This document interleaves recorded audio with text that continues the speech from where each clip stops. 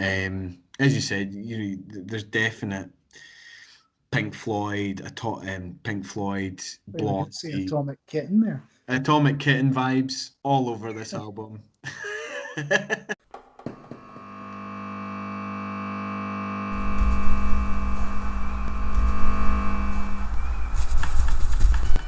You'll share man's greatest thrill.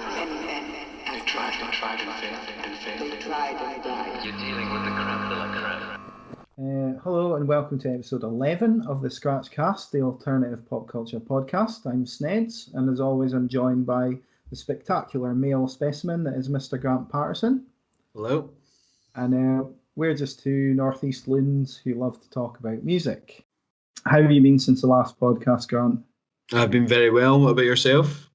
Not too bad. Can't complain. All the kind of days are kind of just roll into one at the moment. But I've just been kind of listening to loads of music for doing these monthly playlists, and then watching as many kind of live streams and stuff as I can. It was quite a good one. I talked last episode about 2000 Trees.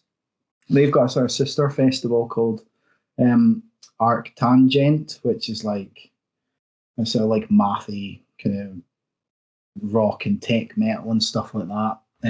So there was a good Foxjaw set where they played about 5 tracks or something. Don't Drink a Unicorn's Blood was fucking mental, like really, really good. So I watched that. Code Orange did another live stream event where they it was like a sort of MTV Unplugged sort of style of thing they did. So it was like a stripped back set, like candles everywhere. It had like a weird pre-show, which was almost like something you would have seen on MTV back in the day. There was loads of music videos and like got sort of interviews and stuff in between. So they had like videos from like bands like Turnstile and Higher Power, like sort of lots of hardcore bands. It's a really cool show, like mostly acoustic, like with some electric guitar, and like they had some violin in there and stuff. So it was really, really cool. And they did a good cover of song Down the Hole by Alice in Chains. So that was a good surprise. So I think the whole set is on YouTube for free. And they've just released the remastered, the sort of mixed and mastered version of that on their on Spotify, on other streaming services, as well. So definitely worth checking out if you're interested in Code Orange at all. And then I also watched, which was just last weekend past, I think it was the Idols, one of the Idols live streams live from Abbey Road. So I'm not a huge Idols fan. I'm kind of somewhere fairly neutral on them, I suppose. Yeah. It's maybe a band that really polarize opinion. And I've heard them described as the best band in Britain. The particular person who said that also suggested that they would only lose that crown if Oasis reformed. So you can take that with a pinch of salt. And then on the complete other end of the spectrum, I've heard them described as completely lacking in artistic merit, which I think is a touch over the top. So they had like 3 different streams over the weekend, all with different sets. I picked stream 2 just because it had some songs that were more familiar to me, like Colossus, Grounds, Mother, and Danny Nedelko, which is one of my favourite Idol songs. And it's pretty decent. I can kind of see where the lacking of artistic merit comes from, in terms of like their songs can be quite simplistic. And you can see that when they're playing them, especially at the start of Colossus, where the bassist is just playing one note over and over again. But that's kind of, there's a reason for that. It's kind of a build, but Yeah. later on you see him playing some really, really cool bass lines, and there's just sort of the way they combine the stabbing guitars and like the low end of that bass, the smash of the drums, and the sort of gruff vocals. It's a pretty good time, and the band seem to be having a fantastic time performing it too, which is good to see. So most of the songs sounded really massive, and the sound quality was really good for the stream, and there was an odd couple of strange moments during the song "Mother." There was a sort of a kind of musical interlude where one of the guitarists and the front man just started singing random lyrics from 90s songs. And one of them was like climbing up on top of the amps. So it kind of felt a little bit like, more like a live gig in that kind of sense where anything could happen kind of thing. So it was quite fun. And they did a cover of Reptilia by the Strokes. All right. Okay. Which, they did their own spin on it, and it didn't have that main riff from Reptilia that makes the song so good. So,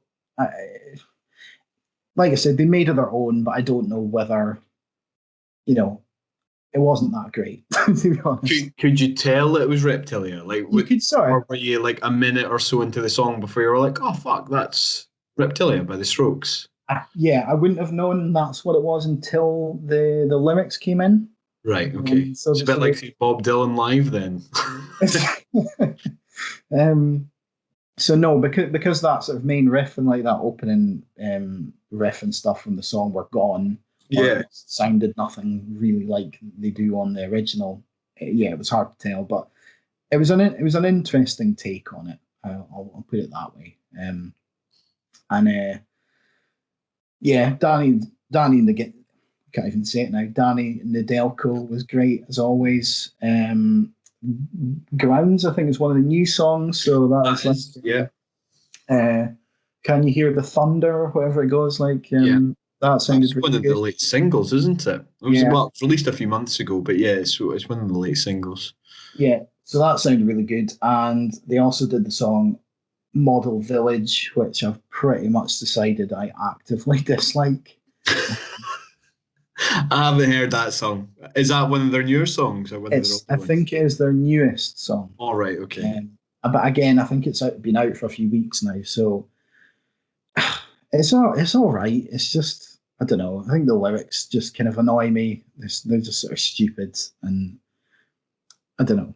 It's just the way they're sung, and yeah, I just don't like it, Grant. That's okay. That's okay. So you're allowed not to like a song. Yeah, totally. So in general, like not particularly being an Idols fan, I really enjoyed that set. It had a couple of downs, but more ups than anything else, I would say. So, I mean, what I will say from the videos and stuff like that I've watched of the Idols online, they always look as if they're enjoying themselves. I remember watching is it NPR Tiny Desk set? Aye. Again, looked as if they're really enjoying themselves. And there was a video that I watched a wee while ago now. It's probably a good couple of years old now, come to think of it. It was them playing Never Fight a Man with a Perm. And I'm pretty sure they're playing it in a pub. And the lead singer, is it Joe Talbot? Yeah. He's just kind of like storming about this pub. It just looks like, a lot of laughs. Yeah. Yeah, I mean, at the end of Model Village, when they finished, Joe Talbot was like, for anyone who doesn't understand nuance or metaphor, the village is England. So it's like just painting the piss out of folks. So quite. I think they'd definitely be an entertaining band to see live. Yeah. So yeah, worth checking out. I think they've released or are releasing some of those videos on YouTube, so you can see clips of some of the songs. So worth checking out. Their album is out on the 25th of September. It's called Ultra Mono. So probably worth checking out. Yeah. Right on. Cool. Okay, so there's a little bit of a detour there, but we'll just get into the rest of the podcast then. So on our single swap this month, we're discussing newish singles from Melbourne, Australia's hardcore fivesome DREGG and Canadian shoegaze rockers Kestrels, hailing from Halifax, Nova Scotia. In Submission Corner, we get to grips with releases from Surrey-based guitar pop quartet Penny Betts and Dundee's alternative shoegazers Odd Czar.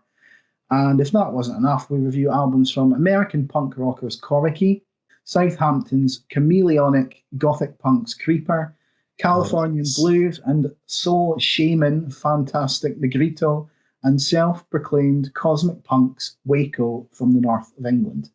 So yeah, we've got quite a lot to get through, so we'll just get straight into the single swap. Do you want me to start with DREGG?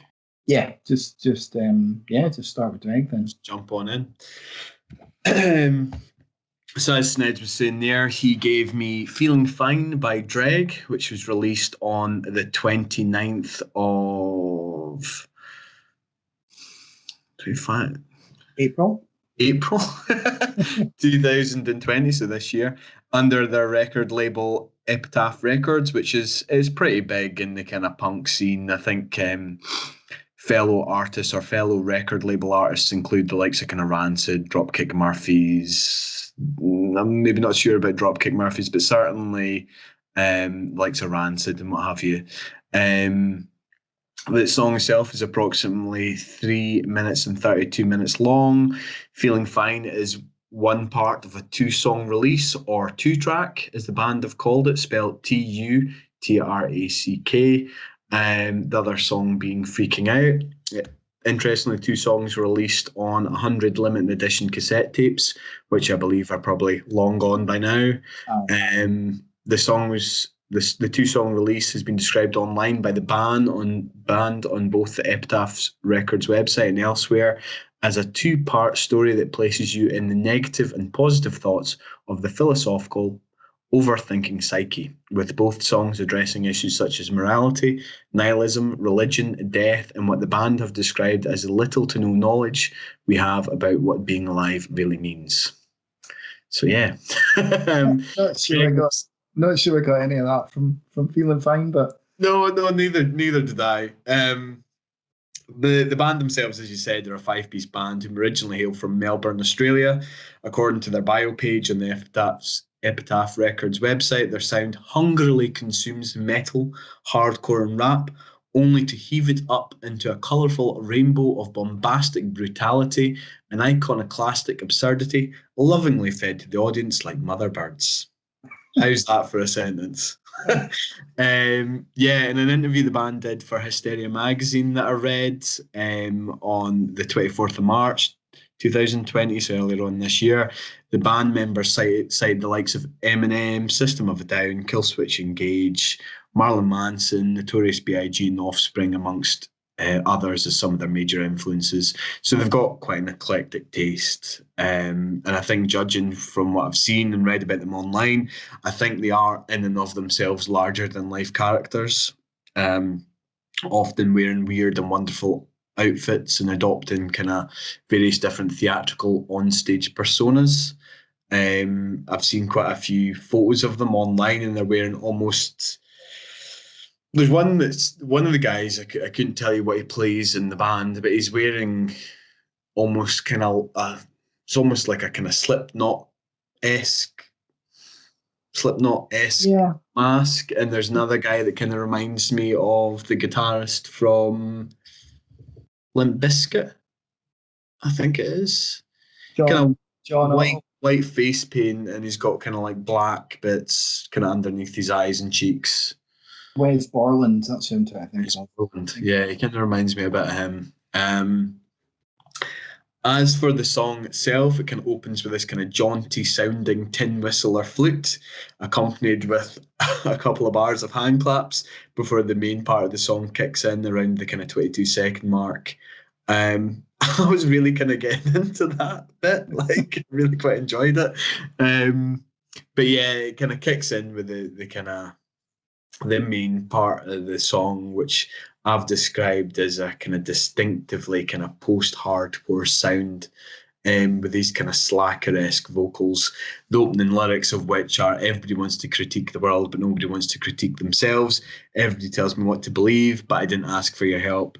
This is then immediately preceded by the lead singer screaming, I'm feeling fine, I've lost my mind, which then becomes a refrain throughout the course of the song. And in keeping with the aforementioned description of these two songs, being somewhat of a journey into both the positive and negative thoughts of an overthinking and fraught mind, the band takes us on this kind of sprawling adventure into madness that includes kind of traipsing through Area 51 with a loaded gun, and visiting a Buddhist temple. I found it all to be quite tongue-in-cheek, but fun. It's fun.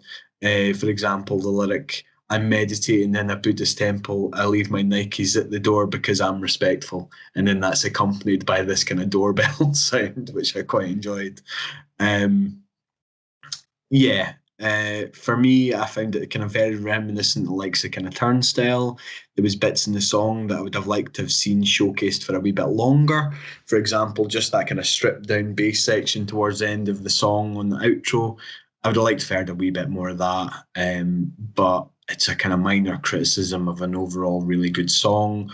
Like I said, I've mentioned it sounding a bit like the likes of kind of Turnstile, but you can certainly see some of the aforementioned influences coming through.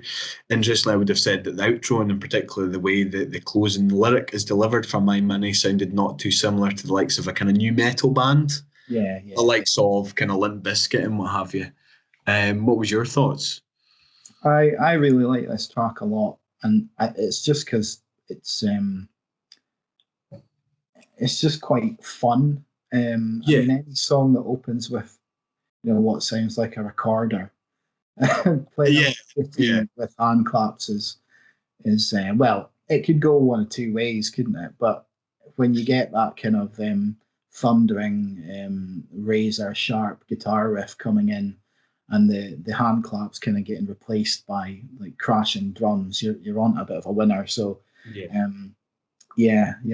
like this a lot. I mean, that I suppose it's sort of chorus section where the singer sort of screams in a sort of otherworldly kind of psychotic way. Lyrics, I'm feeling fine, I've lost my mind. Like that part of the song I could just listen to over and over and over again. It's just so good. It's just completely insane. But I just love it. And there's quite a cool guitar solo in there. And there's a good bit where it kind of harks back to the hand clap intro, but it's got kind of growling guitar riffs as the guitars kind of prepare for another like all out attack. They're just sort of sitting grumbling in the background, and then the sort of end where you mentioned there's a bit of new metal thrown in. The vocals are almost Corey Taylor-esque. They've got his same kind of sound, almost exactly like Corey Taylor. I think it's fantastic. There's a song that kind of weird sort of fun parts remind me of, which is a song called Outside the Shell by Eggmen, which has got like a sort of jaunty whistle tune as part of the opening melody and throughout the song. And that was, I don't know if it was last year or the year before that came out, but it's just like a one-off super group by members of Turnstile and a band called Crime Watch. So just other kind of hardcore bands of that scene. It's just that like that sort of combination of fun and angry music is really cool. So definitely worth checking that song out as well. I think it sounds a bit like Rotting Out as well. I mean, we reviewed that Rotting Out album. Yeah, There's there's definitely elements in there as well. And this sort of accompanying track, Freaking Out, is a little bit different. It's far more new metal, I would say. I don't I don't like it quite as much for that reason. It's still pretty decent, but the sort of new metal bounce and those kind of tropes and things are far more present on that track. It it's still all right, and I think what I've heard from DREGG, their most of their music is going in that direction, that more sort of hard, that more sort of new metal kind of direction with the sort of Right, okay. rapped vocals. Maybe like a bit like bands like Stray from the Path or sort of Ocean Grove, those kind of bands. But their older stuff seems to be far more hardcore orientated. Even their sort of earlier stuff from 2016 is far heavier in terms of that hardcore element. So I think they're pushing into that more fun kind of almost new metally kind of scene, which I think we'll have to wait and see how that goes. But on the Feeling Fine, of the songs I've listened to, Feeling Fine is by far comfortably their best song for me. So yeah, it's an 8 or a 9. Feeling Fine, I would say. I've given it a 7 out of 10. Yeah. But yeah, I really don't have much more to say on it other than what I've already kind of said. It is good. I enjoyed it. I find it quite hard to stomach their music videos. I kind of watched a few of their music videos and they were just a bit too trippy for me. I was like, oh no, I can't hack this. But yeah, as you said, I think they're a really fun band. They're not afraid of kind of poking fun at themselves. But yeah, definitely one to watch. Yeah, I mean, I've said I think that Feeling Fine's an 8 or a 9. Freaking Out in comparison is probably a 7. So I much prefer this one. I think this is a really good track compared to some of their other stuff, and be excited to see what sort of direction they go with their future music. So cool. Okay. So it was Feeling Fine by DREGG.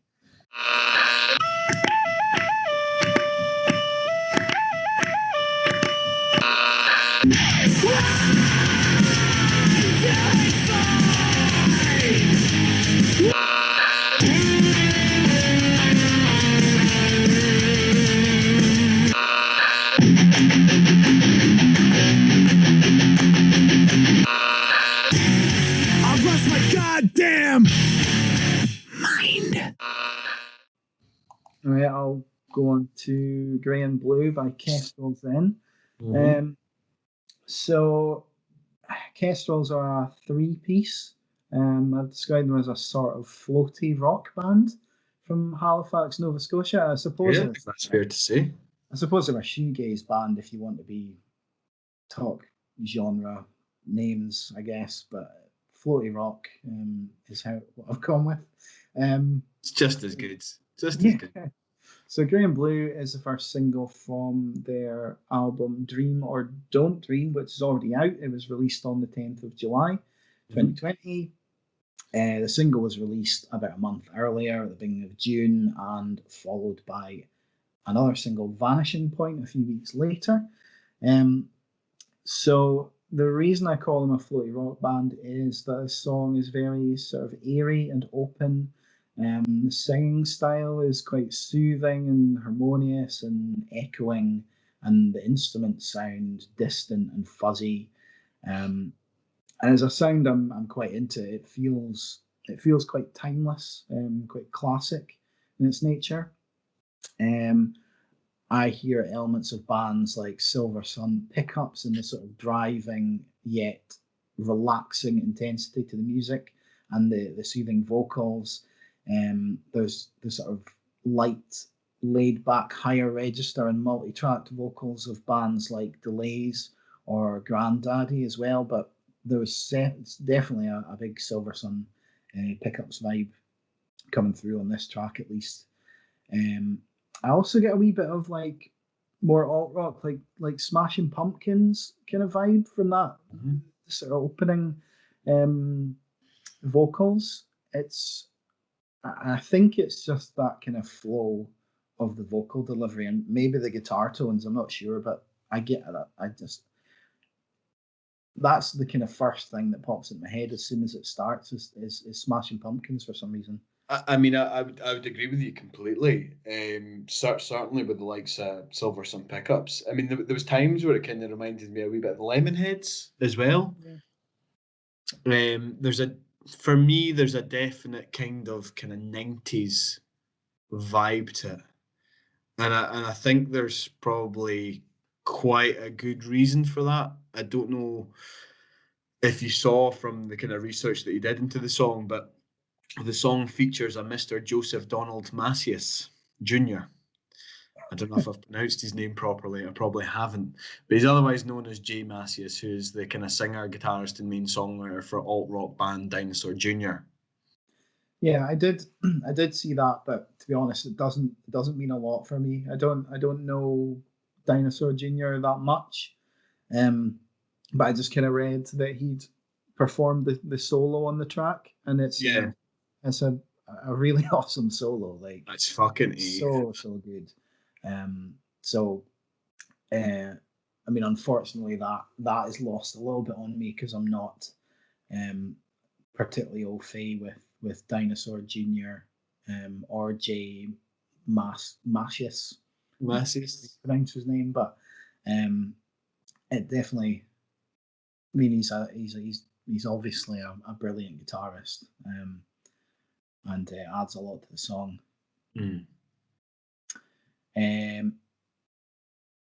Interestingly, as well, the album is produced by John Agnello, who apparently has worked with the likes of Sonic Youth, Lou Reed, and Cyndi Lauper. Right. Okay. And it's mixed by Greg Kalibi, who's worked with the likes of David Bowie, Lou Reed, Television, and Blondie. Right. So that might explain kind of why it sounds quite classic in a way, in the way that it's been sort of produced and mixed. Yeah. So I think that's quite an interesting thing to note. But yeah, I think you mentioned when you brought this up on the last episode that you just thought it sounded lovely, which is it's a great description because it just kind of is. It is. I mean, fantastic, like poppy kind of radio friendly listen. I've described it here. I've done other notes for it, and I've described it as being a really bright and shiny track. Yeah. And it is because it just is. Yeah, exactly. It just is, and it kind of just sort of washes over you, and it's just sort of a wave of sort of niceness. Mm-hmm. A better way of describing it, but yeah, I really enjoyed this track, so I've just given it a solid 8 out of 10.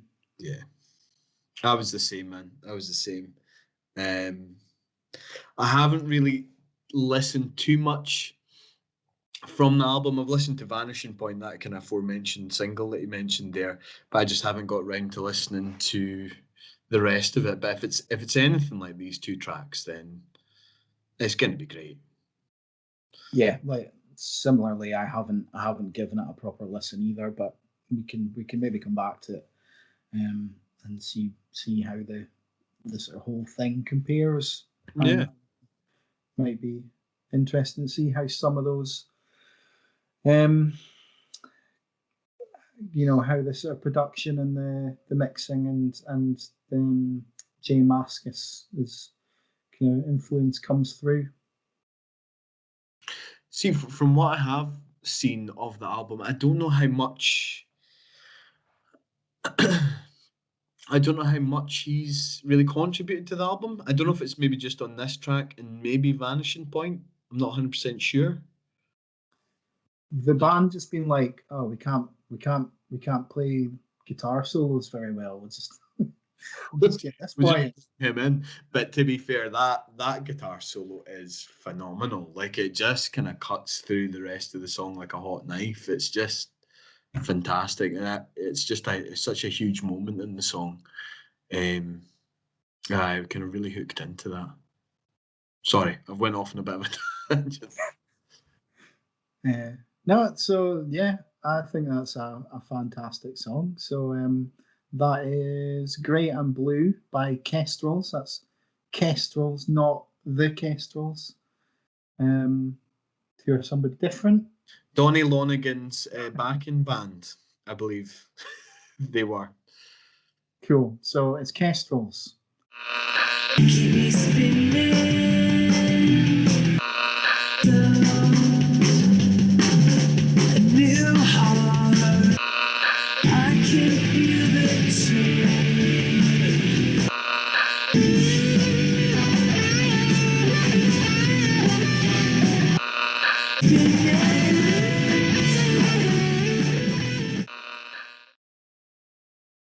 All right, so what have you got for me for next month, Grant? I have England's Ending by Bob Vylan. Bob Vylan. Yeah, spelled Vylan. So this was released on the 7th of August, so earlier on, well, I was going to say earlier on this month, but no, last month on streaming services. It's part of an 8-track mini album or EP entitled We Live Here, which also features a song of the same name, and was also a single which was released earlier on this year on the 27th of March. And it was the first song that really attracted me to Bob Vylan. We Live Here was released on the 5th of June 2020 as an artist's second EP, which follows the release of DREGG, which was released last year. They're a London-based duo that combine elements of traditional punk, rap, and grime. They've released their material completely independent of any major record label, and I think they aim to keep it that way. On their Twitter page, there's a post that says that their music concerns itself with kind of personal struggles and the struggles within their community, and they don't wish to compromise or have that art devalued in any way. There's also a couple of posts on there regarding some of their songs, such as Pulled Pork, for example, which is a song about kind of police and police brutality and kind of the relationships with same, and apparently it's previously been deemed too extreme for major record labels. I mean, I've listened to the track and I don't see why. But yeah, I think you should give it a whack and see what you think. I think you'll probably really enjoy it. Cool. So that was England's Ending. England's Ending, yeah. Cool. Okay, so I think it's brilliant. I've got a brilliant pick for you. So I'm going to give you the song Endarkenment by Anaal Nathrakh, who are a Brighton-based extreme metal band who've been on the go since 1999, so over 20 years. So I'm not hugely into Anaal Nathrakh, but the song Forward, with an exclamation point, that's all important, from their 2018 album A New Kind of Horror, was one of my favourite tracks of that year. Right. And partly because it uses this really heavy metal track. It uses like samples of machine gun fire in place of guitar riffs to it's a really incredible effect. It's a bit gimmicky, but it's just so cool. And Endarkenment doesn't have those kind of gimmicks. And it's a fairly evil sounding track. I don't want to give too much away on how it sounds. I mean, it is an extreme metal track, so it could be quite a difficult listen for you. But what I will say, I think it's particularly notable, is the merch drop that came along with Endarkenment's release, which included a t-shirt emblazoned with a decapitated pig's head with giant cocks protruding from its eye holes. So keep your eyes, or indeed your eye cocks, peeled for that one. Is it wrong that I kind of want to have that t-shirt? Yeah, I mean, I kind of do as well, but it's not one you can really wear out in public, I don't think. Well, probably not. So anyway, I just thought it was quite interesting that was a t-shirt that they released along with that song. So So that was Endarkenment by Anaal Nathrakh. You can look up the spelling of that. Yeah. Okay, I'll give that a whack. With Anaal. Are you feeling limber? Yeah. You ready for For the submissions? submissions corner. Do we need some theme music for this? Like The fight tiger. music. No, like the fight music from Star Trek. The other one that's like dun dun dun dun dun dun. That'd be quite good. Maybe I'll look into that. Anyway, so we started Submission Corner last month as a special feature for our 10th episode. And Sod's Law, we haven't had a ton of submissions. So if you're listening and have something you'd like us to hear, whether it's you, your band, a friend's band, then you can send it over to us at theheadscratcher@outlook.com or direct message us on Facebook, Instagram, and Twitter. So we do have a couple of submissions to discuss today, and the first one is the song Lights by Penny Betts.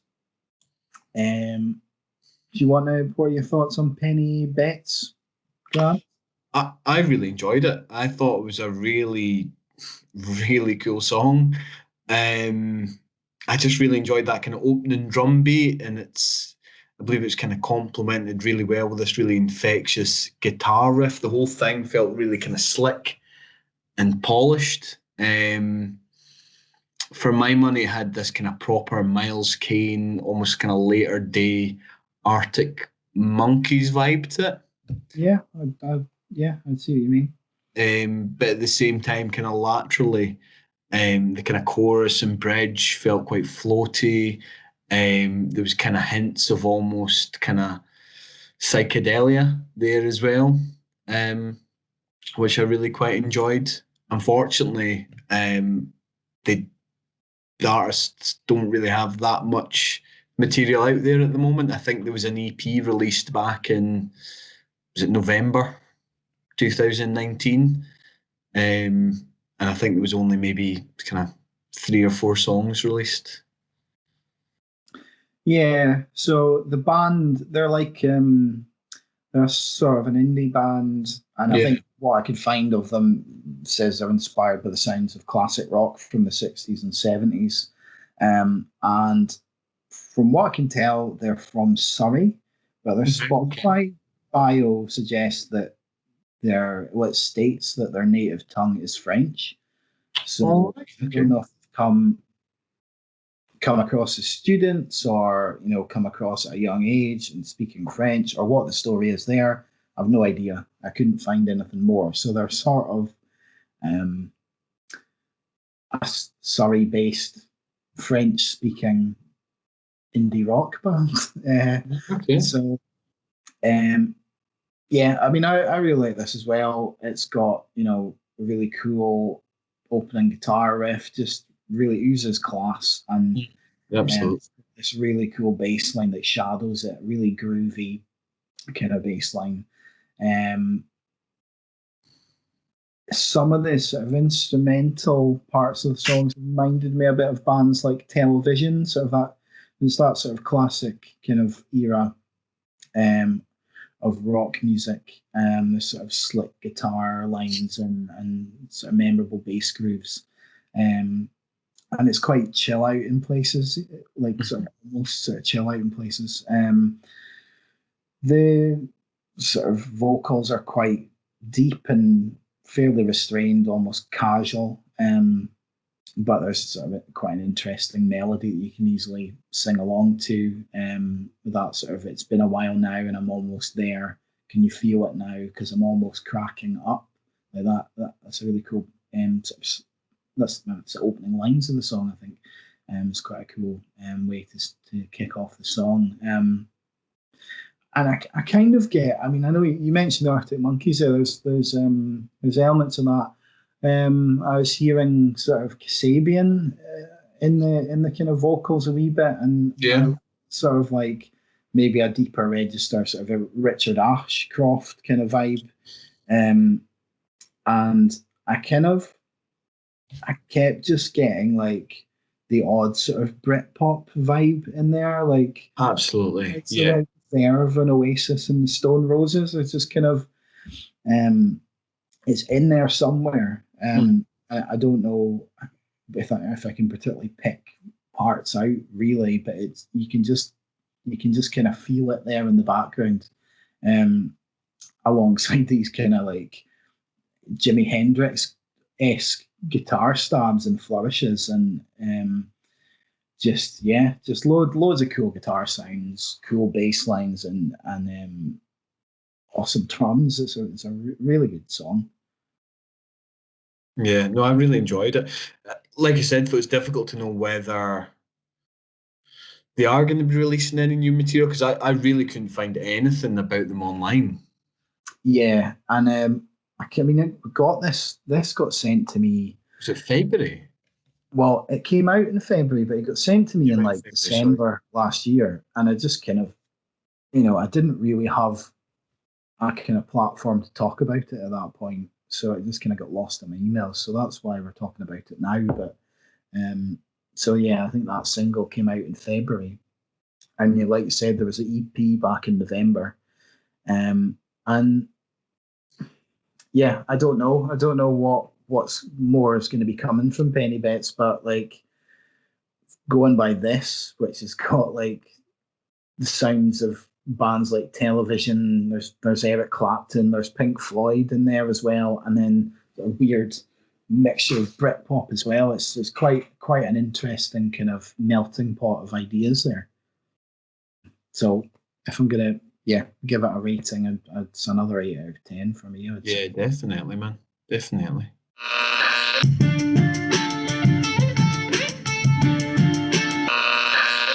It's been a while now, and I'm almost out to sleep.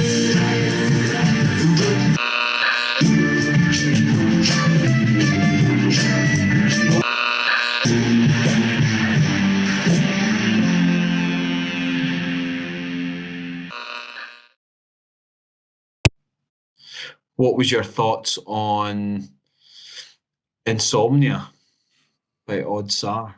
So Insomnia is like sort of a Dundee band. Odd Sar are a Dundee band. Sort of shoegazy kind of post-punk sort of sound. In fact, I think I've taken that off their Spotify bio, so I've not come up with that. On their Facebook website, I think they do describe themselves as like I said, a Dundee, well, like you said, a Dundee-based shoegaze band who love excessive reverb and weird noises. I immediately hooked into the song because I felt that the opening bars very much felt like the likes of Young Men Dead off of the Black Angels debut album, Passover. Yeah. For me, it kind of opens with a kind of very similar kind of squealing guitar riff with this kind of pounding, droning, almost kind of marching drum beat mingled in with this kind of sludgy reverb, which I really kind of dug. I quite enjoyed the vocals as well. For me, it kind of felt there was a kind of an Ian Curtis-esque aesthetic to them, which, yeah, I really liked. The vocals were a little bit of a stumbling block for me. Right, okay. I felt that compared to the rest of the song, they were a little bit weak, but that it was more, I think, me kind of getting used to them. So like now when I listen to it, the vocals aren't as big a deal as they were when I first heard it. And they just, I don't know. I don't really particularly know what it is about the vocals I wasn't really liking, but Right. they don't bother me so much now. But initially, when the vocals came in, they just felt a bit weak compared to like what had come before it in terms of like these sort of grungy guitar tones and the sort of heft and weight that they create with the instruments. But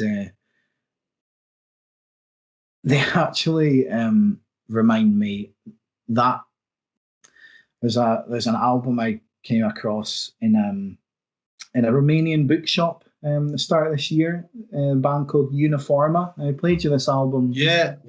about 9 months ago, and the opening track on the album has got a really similar vibe to this track, although the rest of that album is completely batshit in terms of the places it goes. I think the third track on that album uses the Samsung like message tone as the main melody, and It does. really sort of dancey track. But that's a bit of a side note. But that first track on Uniforma's album, Dristor Transistor, sounds very similar to this, and that in a good way. Like I like both those tracks. But yeah, I don't have a great deal else to add to this really. I mean, it's Insomnia is part of a short EP, I suppose. It's 3 tracks. Three track, yeah.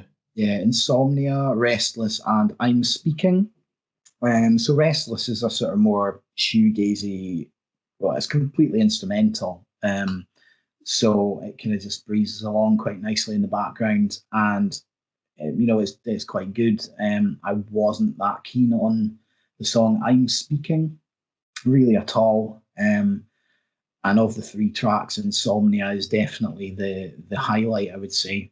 But yeah, like you said, that the guitars, the sort of soundscape they create with all the guitars and the drums and all the reverb and distortion and layers of fuzz.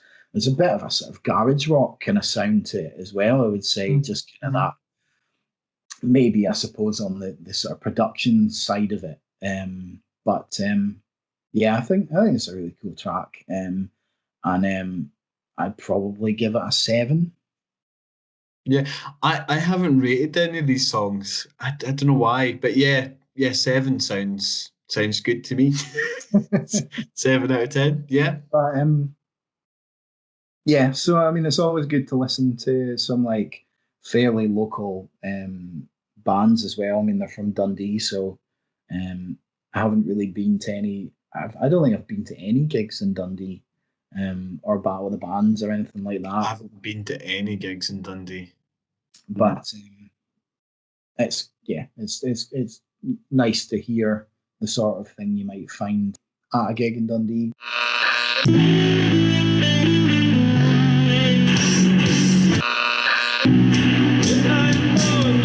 Sunrise nights.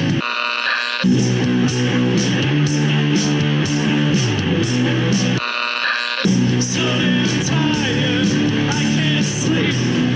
Feel expired, feel disease. Yeah, so that was Insomnia by Oddsar and Lights by Penny Betts. Both very different to one another. As well, worth pointing out, but both really cool tracks. Okay, well, we just get on to the album reviews then. Yeah, which one would you like to start off with?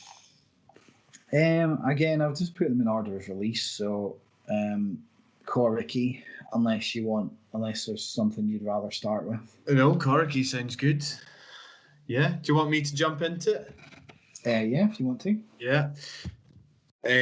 So this is the eponymous debut album from Washington, D.C.'s very own punk rock outfit, Coriky. The band consists of lead vocalist and guitarist Mr. Ian Thompson Gardner Mackay of both Minor Threat and Fugazi fame, his wife Amy Farina on drums, who also plays with Mackay as part of a duo in the form of the Evans, probably.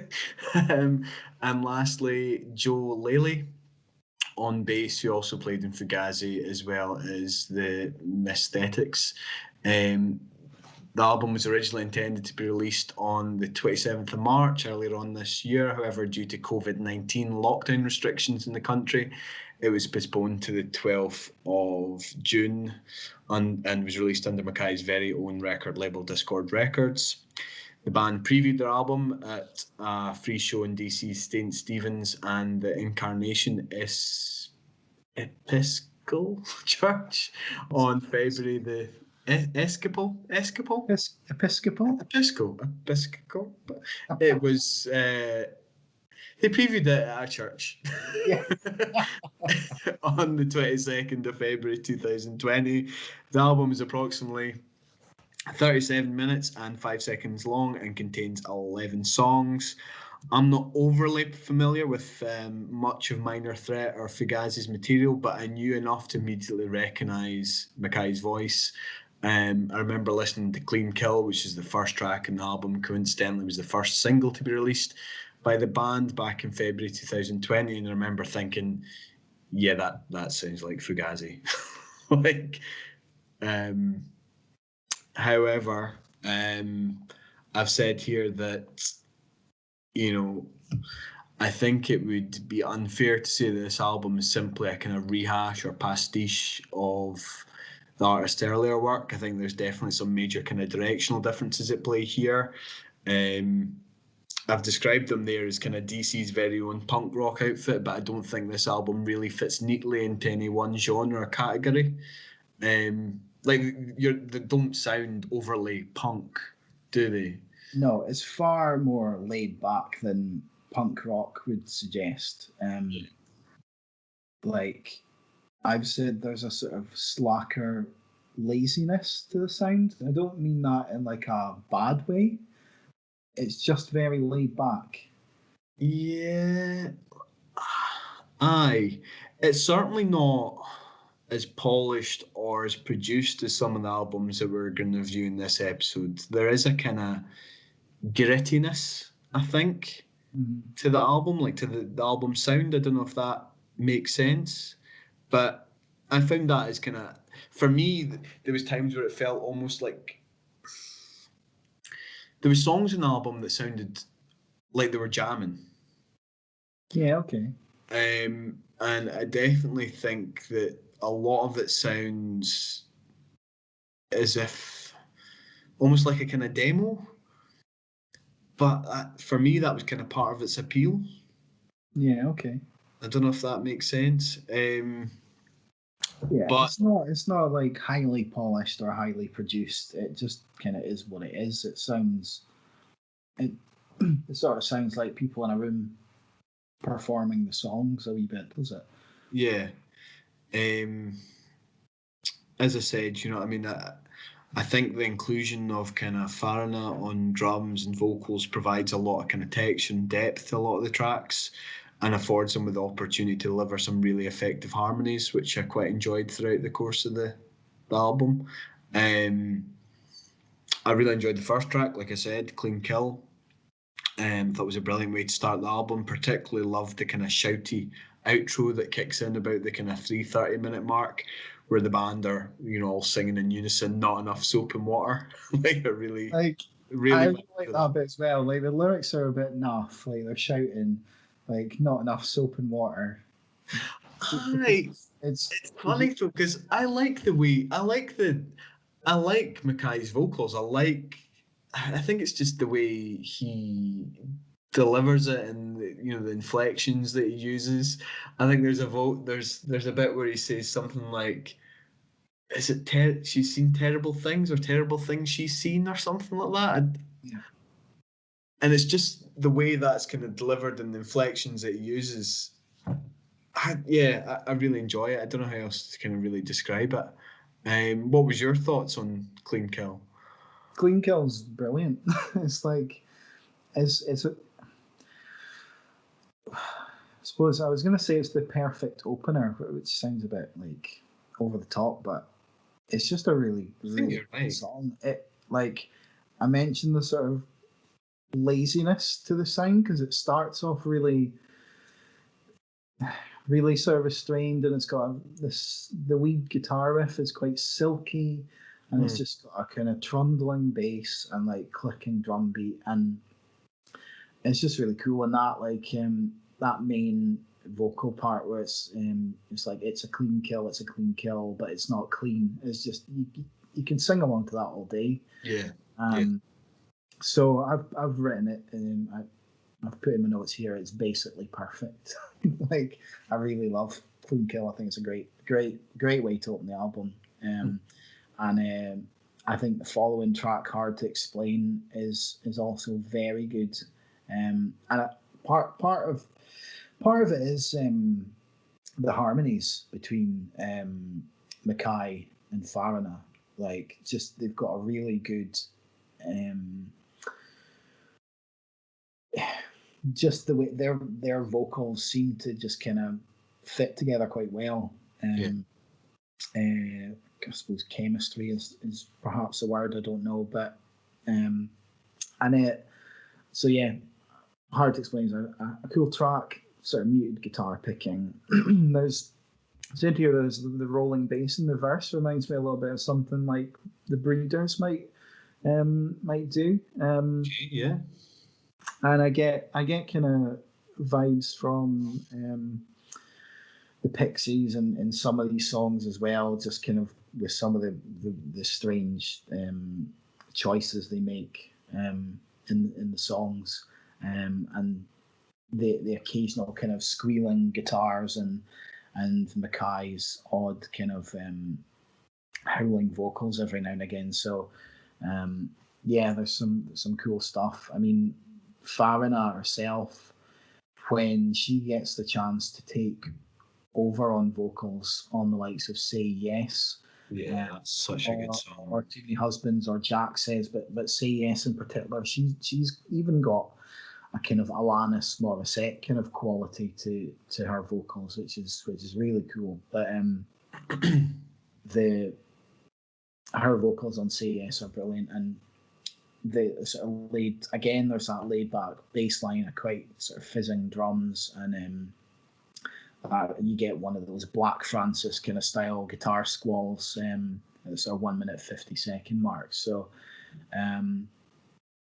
yeah, I think it's a pretty good album. There's lots of highlights on here. I mean, Have a Cup of Tea is a big one.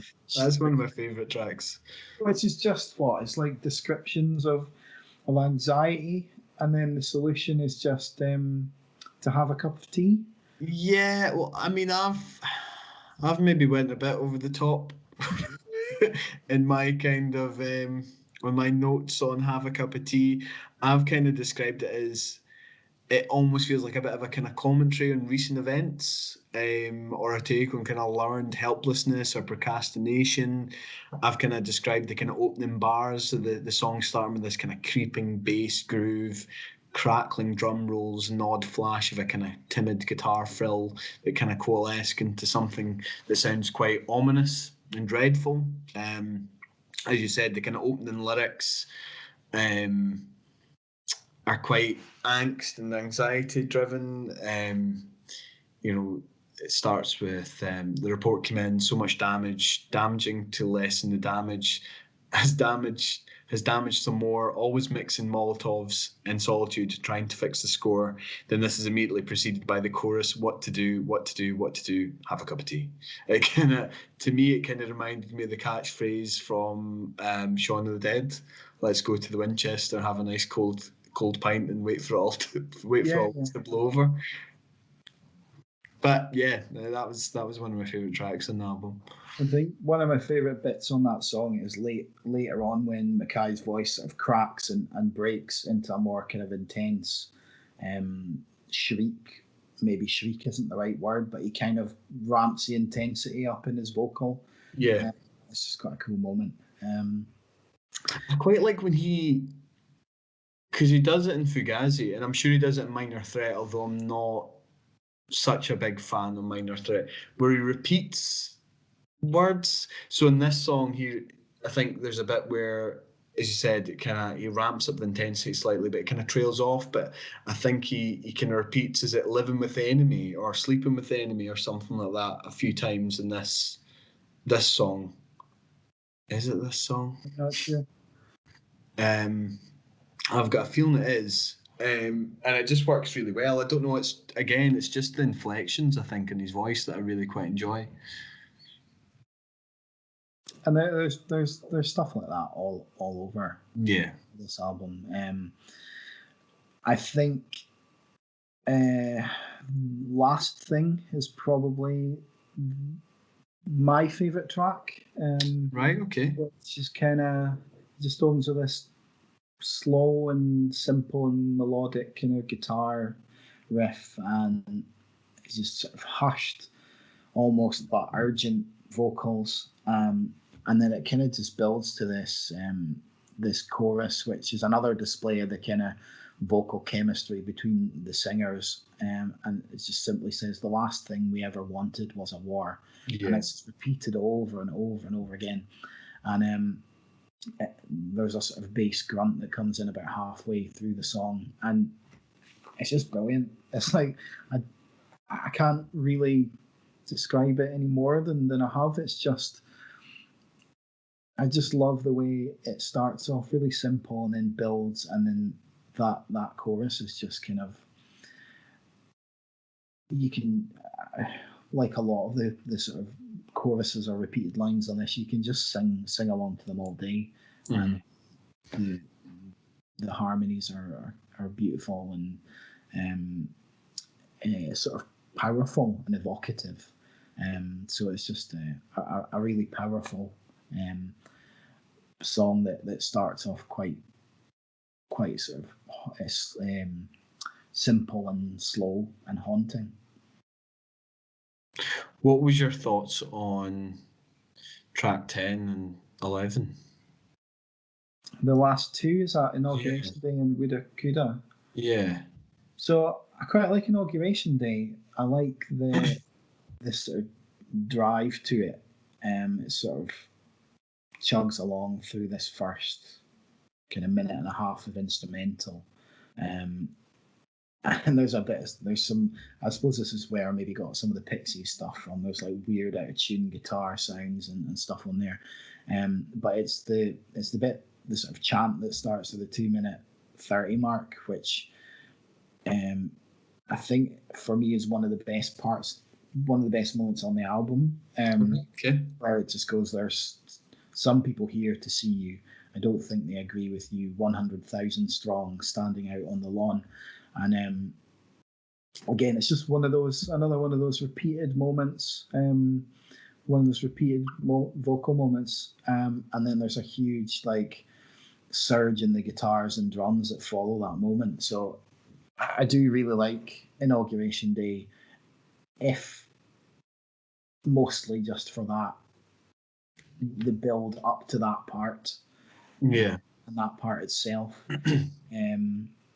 Woulda Coulda is caught.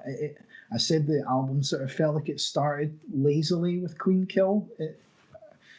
In terms of instrumentation, not in terms of songwriting or anything like that.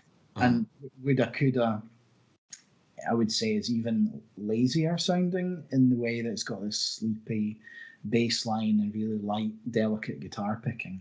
And it's just a fairly slow, dream-like sort of ending to the album. I think it's the longest track on there as well. But yeah, it's quite good.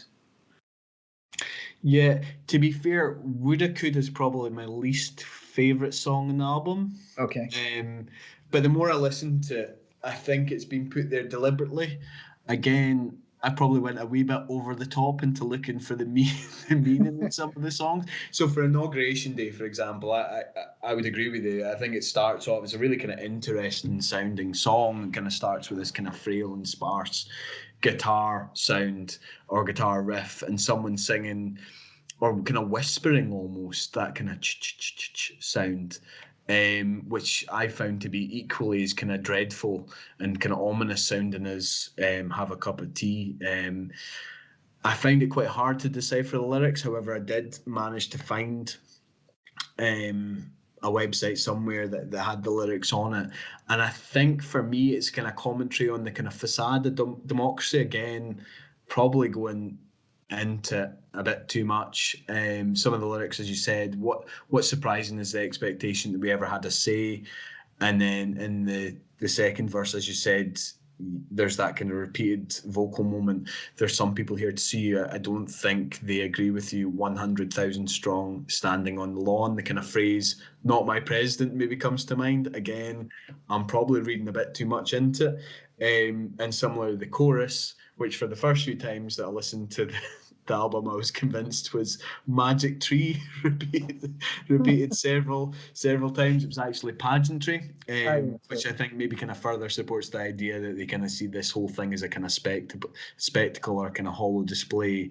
And then for my money, I think "Woulda Coulda" is probably put in there deliberately because it almost feels as if it's kind of an extension of this kind of continued narrative. Because you've got the likes of Farina again, her vocals pulling focus, and she's singing about they've kind of run out of water. There used to be a bounty, but now there's nothing left. And that kind of vocal refrain of "woulda, coulda, shoulda known" almost feels like they should have seen it coming. Yeah. I don't know if you're following my line of thinking. No, absolutely. I mean, I've probably, my analysis of the lyrics on this one has not been very in depth at all, but I've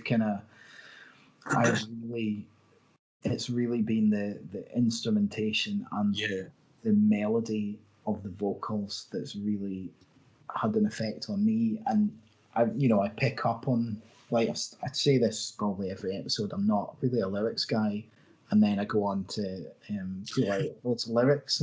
Yeah, totally. But I've done that less here, and it's more there are these moments where I've maybe not really analysed them in any particular way. So I don't disagree with anything you're saying. So it does sound like an absolute crackpot then. No, definitely not. I'm sure there is a sort of social commentary and political commentary aspect to many of these songs. Yeah, I think there probably is, just because of who Ian Mackay is. You know what I mean? Kind of what he's done previously. But yeah, how did you rate it? What was your kind of overall rating? I enjoy this more and more the more I listen to it. I would agree. Yeah. To be honest, when I first heard it, I was kind of the first couple of tracks. I was like, yeah, this is great, and then I probably would have given it a 7, but the more, I mean, I've listened to this, I don't know, like 5 or 6 times at this point, and I'm on an 8, edging a 9 maybe. I think it's really, really good. It's quite different, I think, from, I mean, there's a lot of alternative rock and stuff on this and punk and stuff, but it's so laid back in a way that it's very different from a lot of those kind of things, which is quite refreshing, I think. Yeah, I was the same. I originally gave it a 7, but it's kind of teetering on the edge of kind of an 8. I think that the album really does grow on you. I would still say that I probably enjoy the first 5 or 6 songs more than the other ones. Yeah. I think that's just my personal preference. You know what I mean? It's certainly not taking anything away from those other songs. And there's certainly elements on those tracks that I really liked. But I think the band, I definitely do think the band have deliberately organised these songs in this manner as some sort of social commentary or political commentary. Again, I'm probably kind of reading a bit too much into it, but certainly with those last 2 tracks, I definitely think they're juxtaposed in that manner for a reason. But yeah, I certainly would agree with you. I think the more that you listen to it, the more you enjoy it, the more it'll grow on you.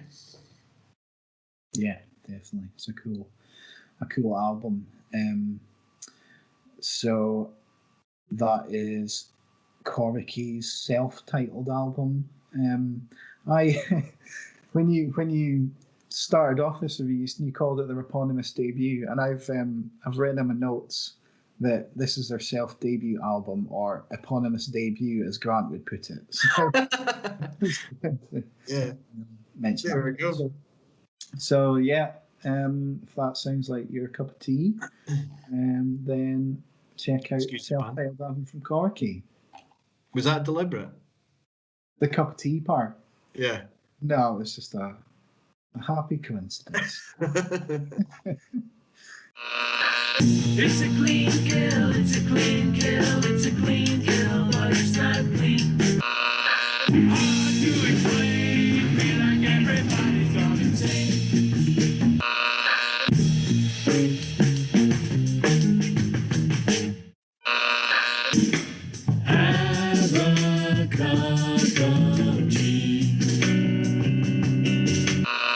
Last thing we ever wanted was a war.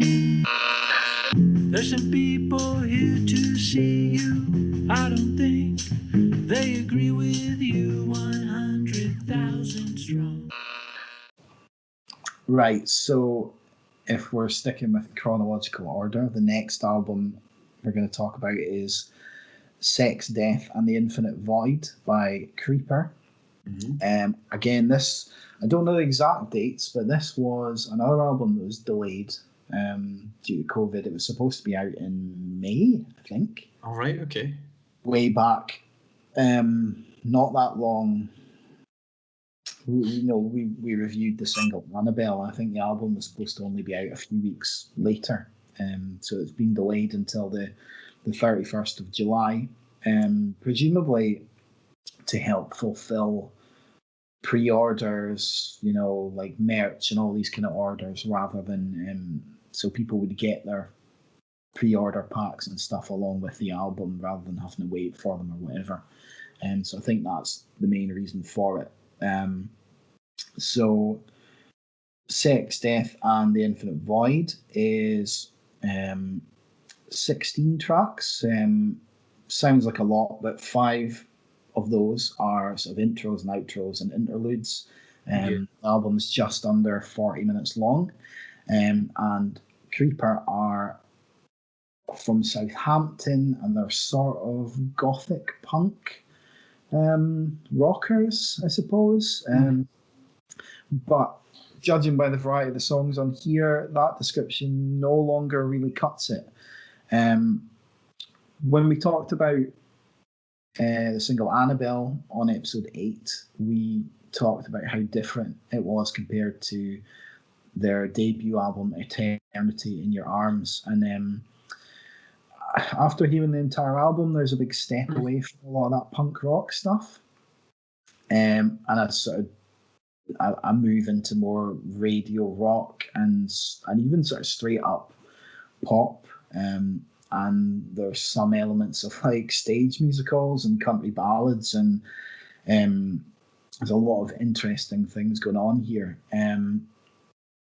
I mentioned those different aspects, not being a fan of some of those things, but I don't use those in a derogatory way. It's just it's all pretty top tier songwriting. So after listening back to Eternity in Your Arms, there are definitely elements that remain rooted within Creeper's new approach. There's still the dark, gothic lyrical content. There's a knowing level of pageantry. There's moody interludes and an exceptional ear for melody. Something like Down Below or I Choose to Live would probably come closest to fitting in on this new album. What are your kind of overall impressions of this album, Grant? I really enjoyed this album. I hadn't really listened to Eternity in Your Arms. I think I'd maybe listened to a handful in order to review Annabelle, because you gave me Annabelle previously for episode 8. I think I found it to be quite a broad album. As you said, I think it is a kind of major departure from that kind of horror punk sound. The there's kind of elements of kind of almost like kind of doo-wop in this at some point. As you said, there's a big kind of classic rock feel to it as well. As you kind of mentioned those kind of intros, outros, monologues. For me, they kind of felt almost reminiscent of the likes of Meatloaf's debut album, Bat Out of Hell. There's a song on there called You Took the Words Right Out of My Mouth, which I think is quite a well-known song. But that starts with a man and woman talking and saying the likes of, will you offer your throat to the wolf with the red rose? And it kind of, follows along this kind of similar theme. And the monologues in this album very much kind of felt like that. I do definitely think they have a flair for writing some massive anthemic choruses. It's a really strong album. I found it to be a really strong album. I'm trying to think that the album opens with one of those monologues that I kind of mentioned earlier on before exploding into the kind of first full-length track on the album, which is Be My End, which is one of the singles released from the album. And I've described it as kind of a straight-up pop horror punk banger full of kind of monster mash-esque guitar vibrato and an anthemic chorus and infectious vocal harmonies. But I mean, you could very much just say that that applies to a lot of the albums within this, a lot of the kind of tracks within this album in terms of the kind of anthemic choruses. There's so many kind of huge moments within this. Yeah, they're absolutely all over the album. I mean, the next track, Born Cold, has got like a really bombastic, like My Chemical Romance, like Black Parade-esque chorus, and it's like that's a huge moment. I've described it as a homage to My Chemical Romance's Helena. Yeah, I'll give you that. Well, it very much sounded like that. And sorry. Yeah. No, like I absolutely agree. And the sort of there's a change in that song. I don't know if it's sort of 2/3 through where there's the lines try to feel anything, pretty boys, pretty girls, pretty promise rings, die young and soon, let's both be dead together. And that's just a really cool moment. It just reminds me of like when I was a teenager and I was listening to all these like post-hardcore and punk rock bands. Might say I still am doing that, but there was a certain style of music that was around then, and it just harks back to that so perfectly.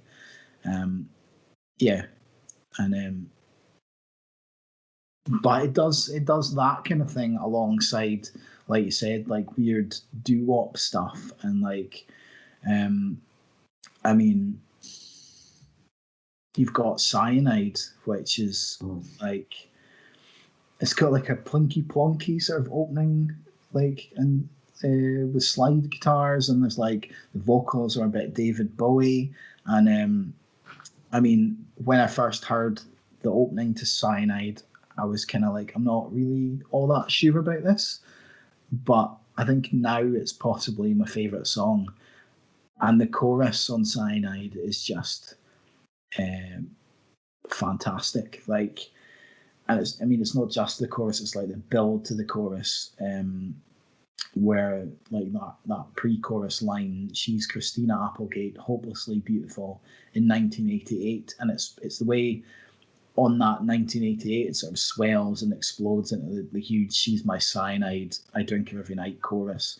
It's just I can't describe how good, like,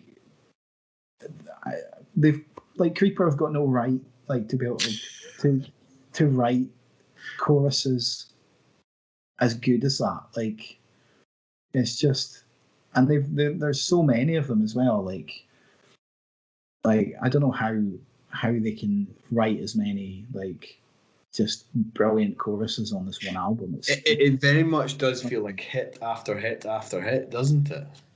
Yeah, because we talked about Annabelle before, so we've got like we go from Be My End through Born Cold through Cyanide, then straight into Annabelle, which has got one of the biggest choruses you're likely to hear.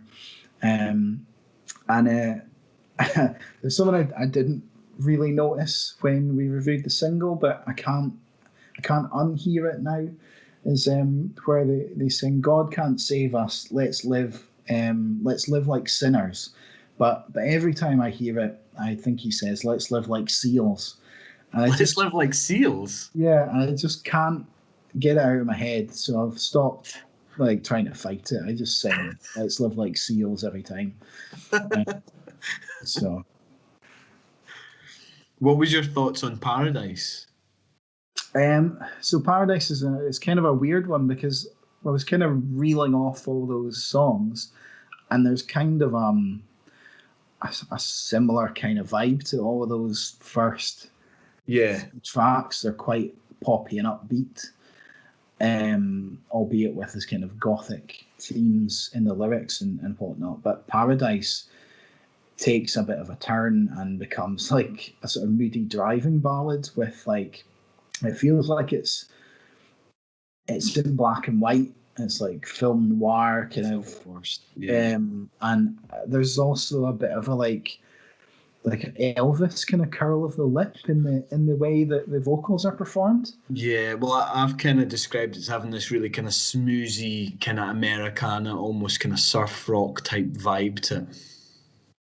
Yeah, and it's quite like where the other tracks were quite upbeat in their instrumentation. This is very melancholy and ethereal, and there's all this like sort of 60s sounding reverb all over it, and it still has an enormous chorus, like massive bombastic chorus, but and then a pretty awesome saxophone solo in the final minute as well. But overall, it's almost an abrupt stylistic change compared to what's gone before it, but it somehow works. And they kind of stick with that for a bit. Yeah. I mean, Poison Heart is like a country ballad.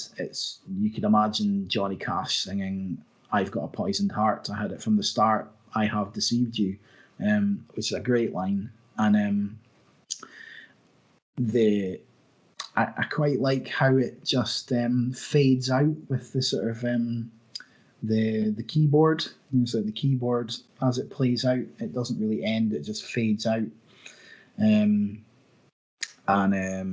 goes into Thorns of Love, which is like, it's like a high school dance, like slow song. There's lots of doo-wop, oohs and ahs, another good big chorus, and it's a cool track. I think there's maybe moments on here where the vocals can be quite strained, although personally I think those moments are great. I can see why some people might not, Right. but generally it doesn't bother me at all. But playing devil's advocate a wee bit, I suppose. And then you've got like 4 years ago, which is I enjoyed like, that. like straight off of Broadway or like a TV melodrama. It's like just the way that intro starts. But it's a really good example of how this sort of how I think William Gould, I think, is the lead singer, and Hannah Greenwood, who I think plays the keys and provides backing vocals. They just complement one another really, really, really well. I suppose in a similar way to Ian Mackay and Amy Farah on the Coriky album. So, yeah. It's funny you say that because I kind of felt as if there was a bit of a kind of Britpop kind of 90s feel to it. Okay. And I mean, I this could easily be played on the radio. Yeah. And I don't know if it ever will. You know what I mean? It's like a lot of these tracks are proper bangers, but it's a wee bit like we mentioned before, like the Big Moon, their second album, Walking Like We Do. Like, I don't see why bands like Creeper aren't massive, because I think they've got so much appeal. Yeah, I think, but they're just not getting the coverage that they should.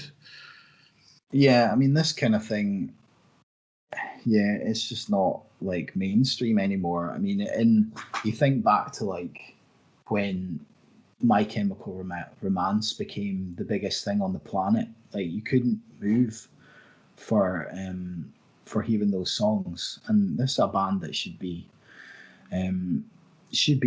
getting that kind of success. It's just the sort of way the music industry's moved, I suppose. But like, if these songs came out in like the late 90s, early 2000s, like, they'd be all over the radio. Like, and Absolutely. There's so many that you could choose from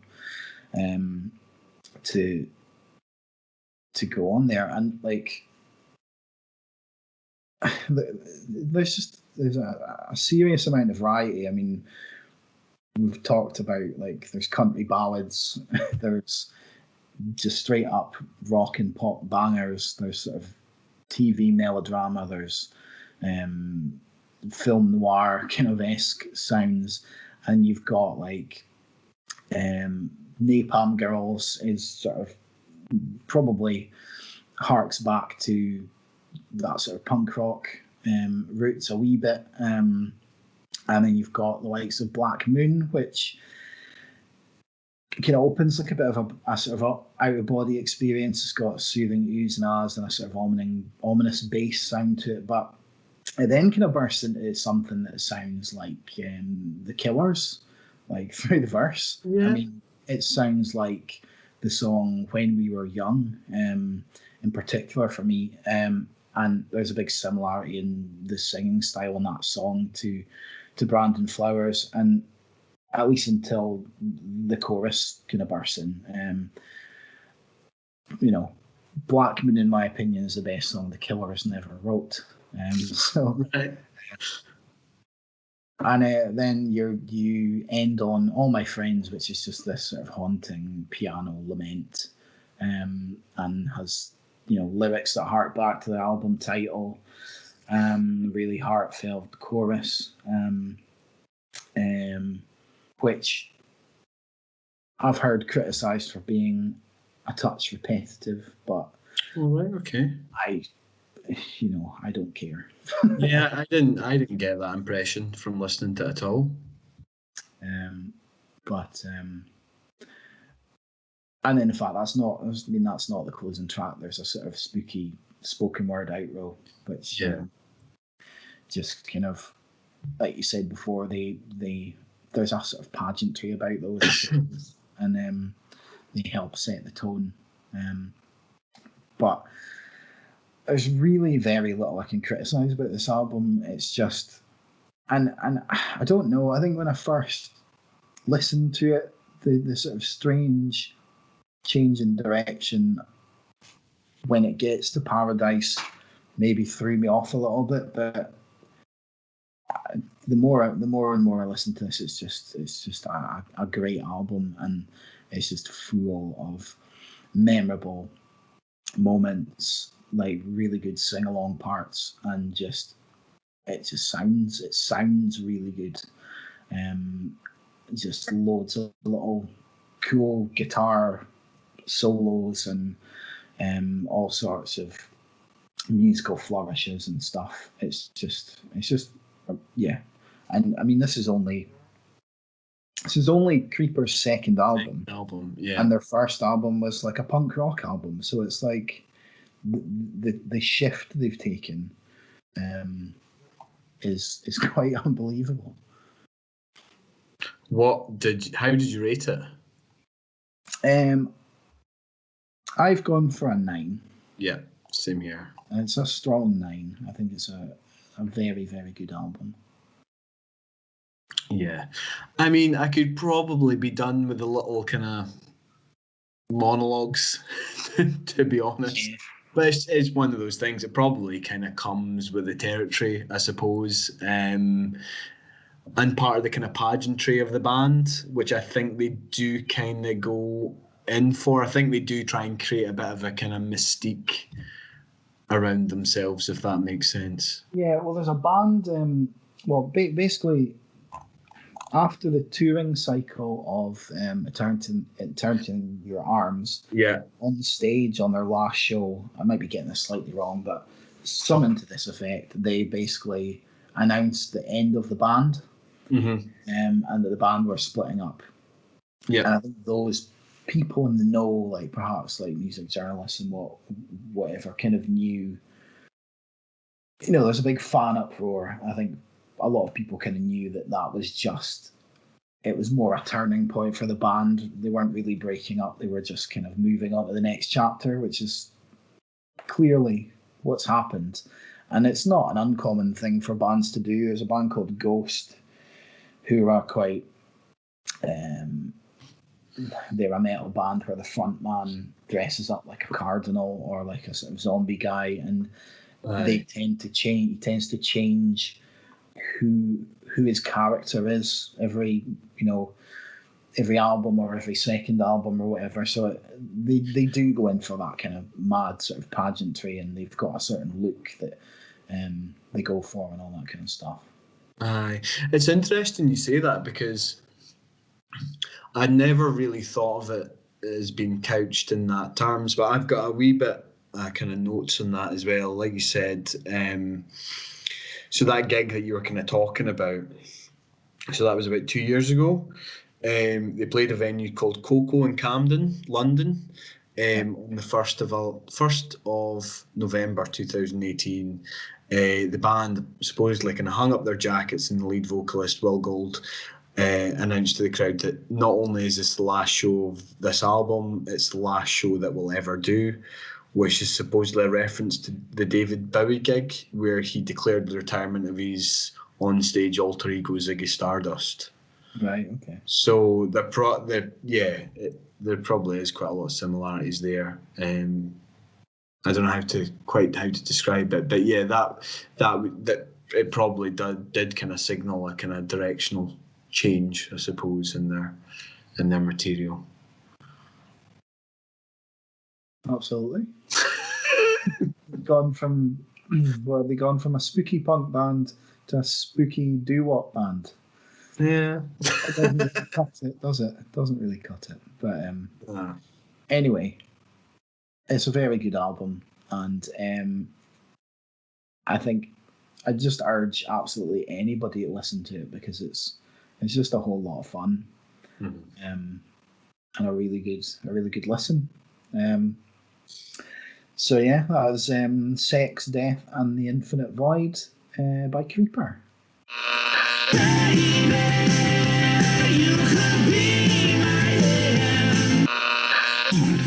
Try to feel anything. Hopelessly beautiful in 1980. Under midnight moon, right from the start, I have deceived you. Lennon was shot in December time.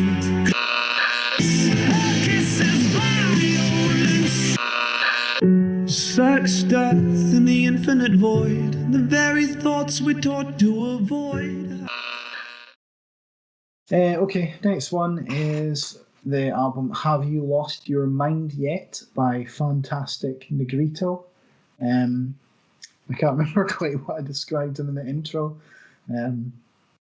Some kind of shaman. I don't know if that's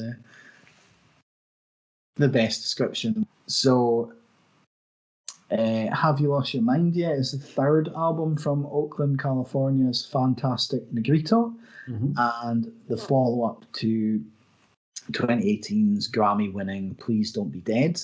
There's a full and fairly short review of Please Don't Be Dead over on the website, so check that out if you're interested. But I essentially described it as an infectious mix of soul, funk, R&B, blues, and roots music.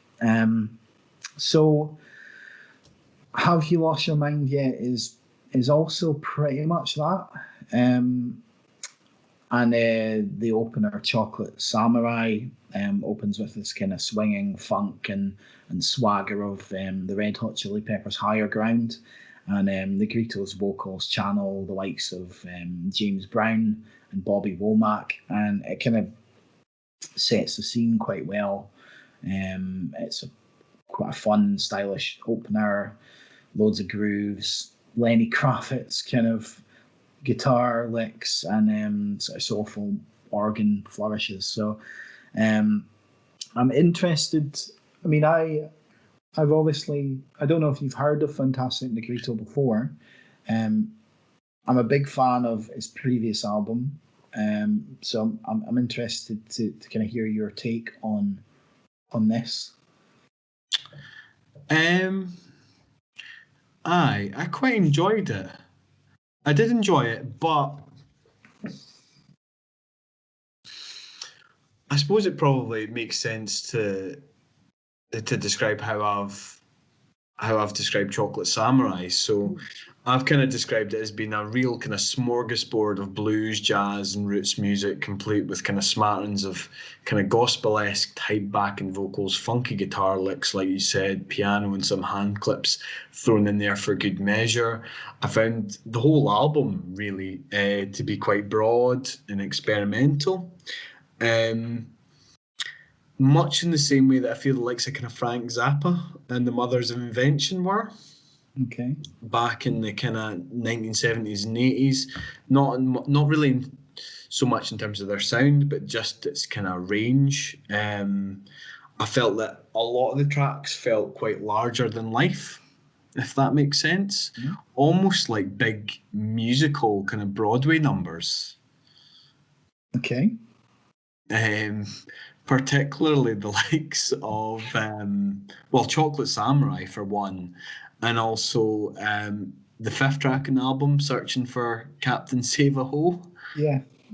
That very much felt like a Frank Zappa song. Kind of had major kind of Bobby Brown Goes Down off the kind of Shake Your Booty vibes for me.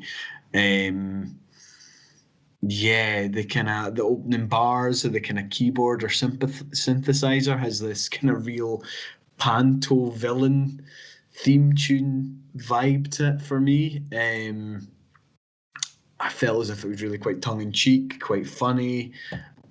Although I know that the album has a lot to do with or explores a lot of themes of kind of mental health and stuff like that, so maybe it's not fair to really say that.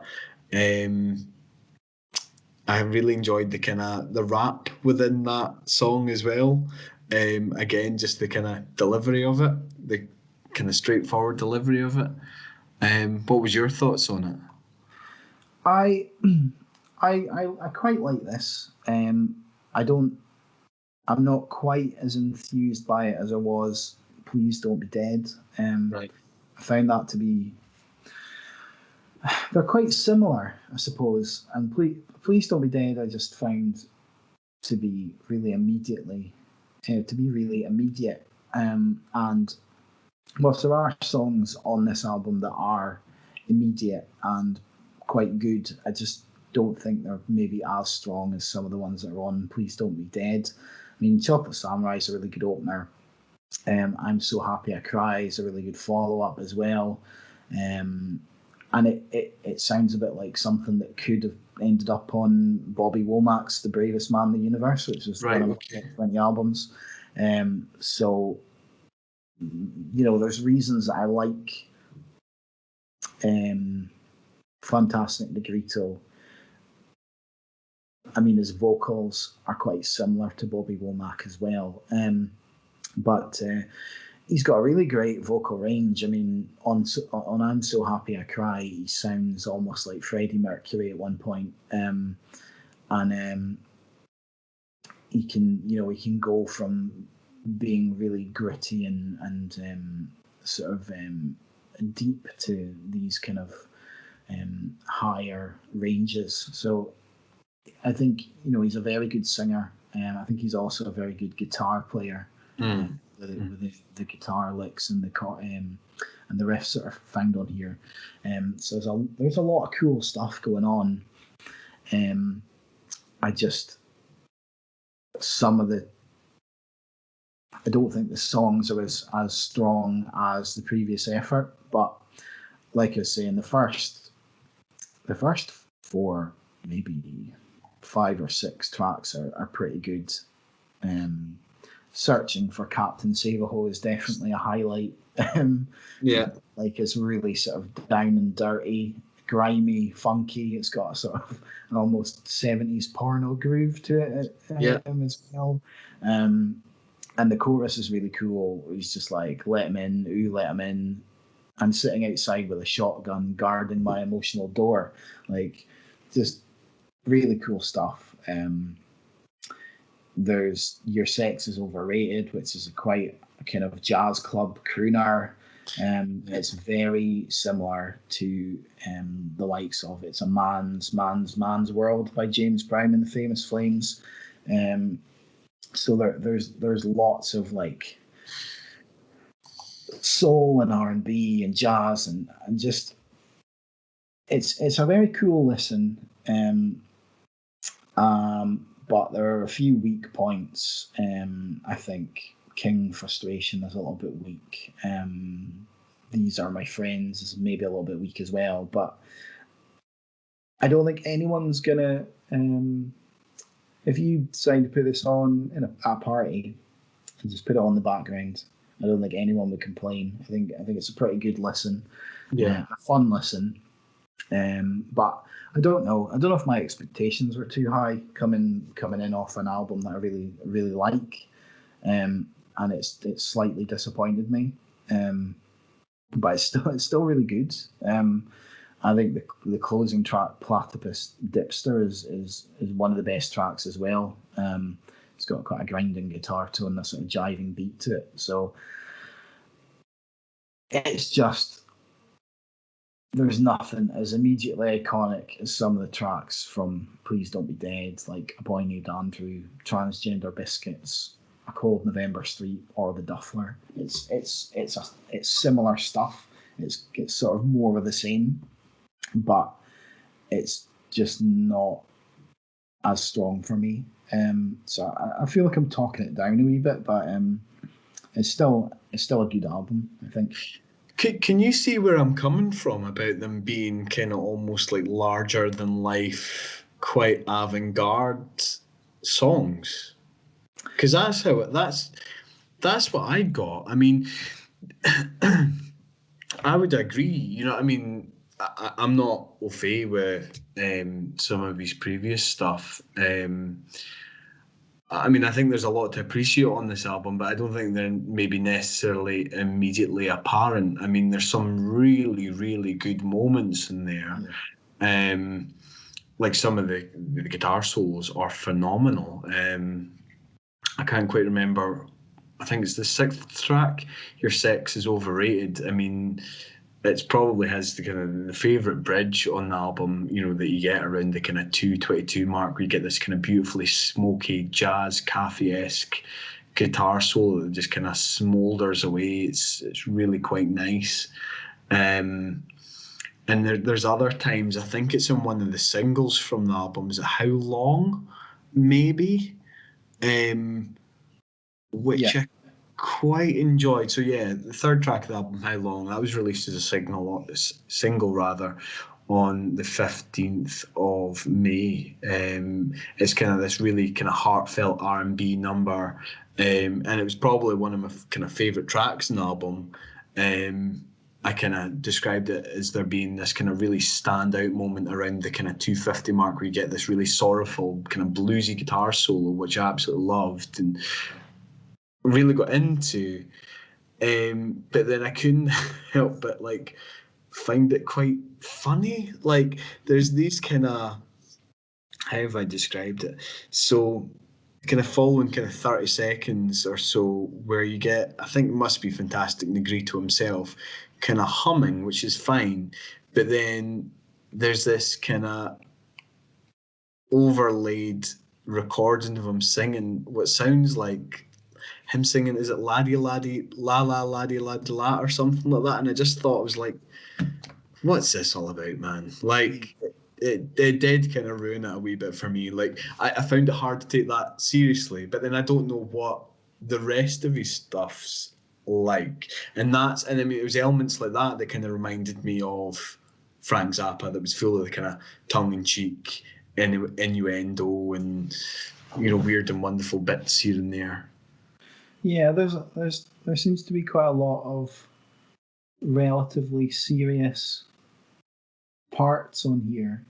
Yeah, it's all intermixed with like at times complete madness. Absolutely, right? Yeah.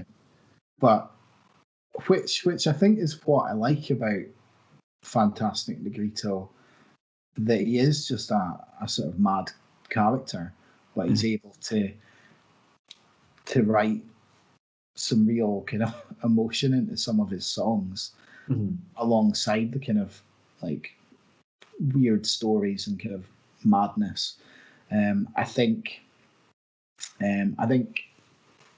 that he just did it a little bit better on his previous album, which I've said a few times. That's not to say this isn't good. It's just not as good as I'd hoped it would be, and maybe that's just I've probably not listened to this as many times as I would have liked either. But I'm going to keep listening to it, but I'm not sure it'll necessarily change my opinion of it. But yeah, I'd say it's probably for me a 7 out of 10. Yeah. I've given it a 6 out of 10. Yeah, as I said, it's I don't know how to take it because I don't know his previous stuff. What I've written here is, as I said earlier on, I think there's a lot to appreciate on this album. I don't think it's maybe necessarily immediately apparent. It's maybe not as readily accessible as some of the likes of the other albums we've covered, i.e. Creeper, which I think you can kind of hook onto almost immediately. However, I say that as someone who mostly listens to kind of alternative and indie music. The album kind of spans a variety of different genres, kind of most notably the likes of kind of jazz, blues, R&B. There's a wee bit of kind of roots music in there as well. So I suppose if you're already into that, this will be right up your street. It's quite broad, quite experimental, I found.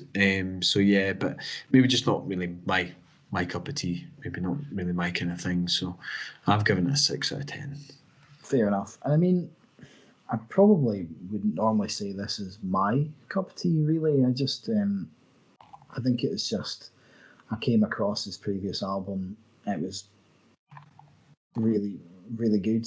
And I think, it doesn't really matter what you're into if something's good enough. Yeah, absolutely, yeah. This is kind of, like I said before, I think I had high hopes for this to be as good or better, and it's maybe not really delivered for me personally, but it's still a good album, a good listen, and if you're into the sort of genres that we've listed there, then you should have a good time with it. Cool. So that was Have You Lost Your Mind Yet by Fantastic Negrito.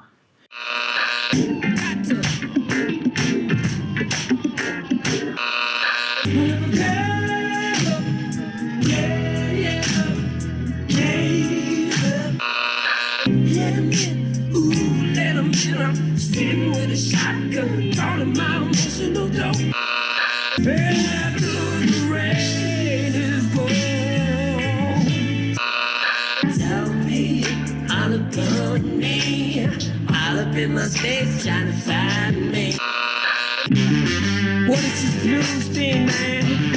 What is this blues thing, man? Chicken, rabbit in a garbage can. So last album, and this is an album called Hope Rituals by a band called Waco. It came out on the 3rd of July. It's 11 tracks and about 37 minutes long. Waco are a 4-piece band formed of members from Yorkshire, Jersey, and Teesside areas of England, and they describe themselves as cosmic rock or super rock, heavily influenced by 70s classic rock bands. Interestingly, Waco's frontman, who's for some reason I've not written his name down here, is Jack Hutchcraft. What's that? Jack Hutchcraft. Jack Hutchcraft. He's actually Is that a real name? Don't know. Is that his name? Yeah, I think so. Okay. So anyway, he's a sort of gonzo music journalist who's written for the likes of Vice and Kerrang magazine. So this is their second album. The debut came out in late 2019, and unfortunately, in the aftermath of the death of their bassist, their former bassist Chris Cowley, in 2018, which delayed the release of that album. And I admit I haven't really had the chance to go back and listen to that one. I've had a quick skip through it, and it sounds relatively similar to what's offered on this new album. So, my overall impression of this is that it's much more than cosmic rock or 70s inspired classic rock. Is going to the impression you would get from hearing those is very different than what's really on this album, I would say. I don't know if you'd agree. Yeah.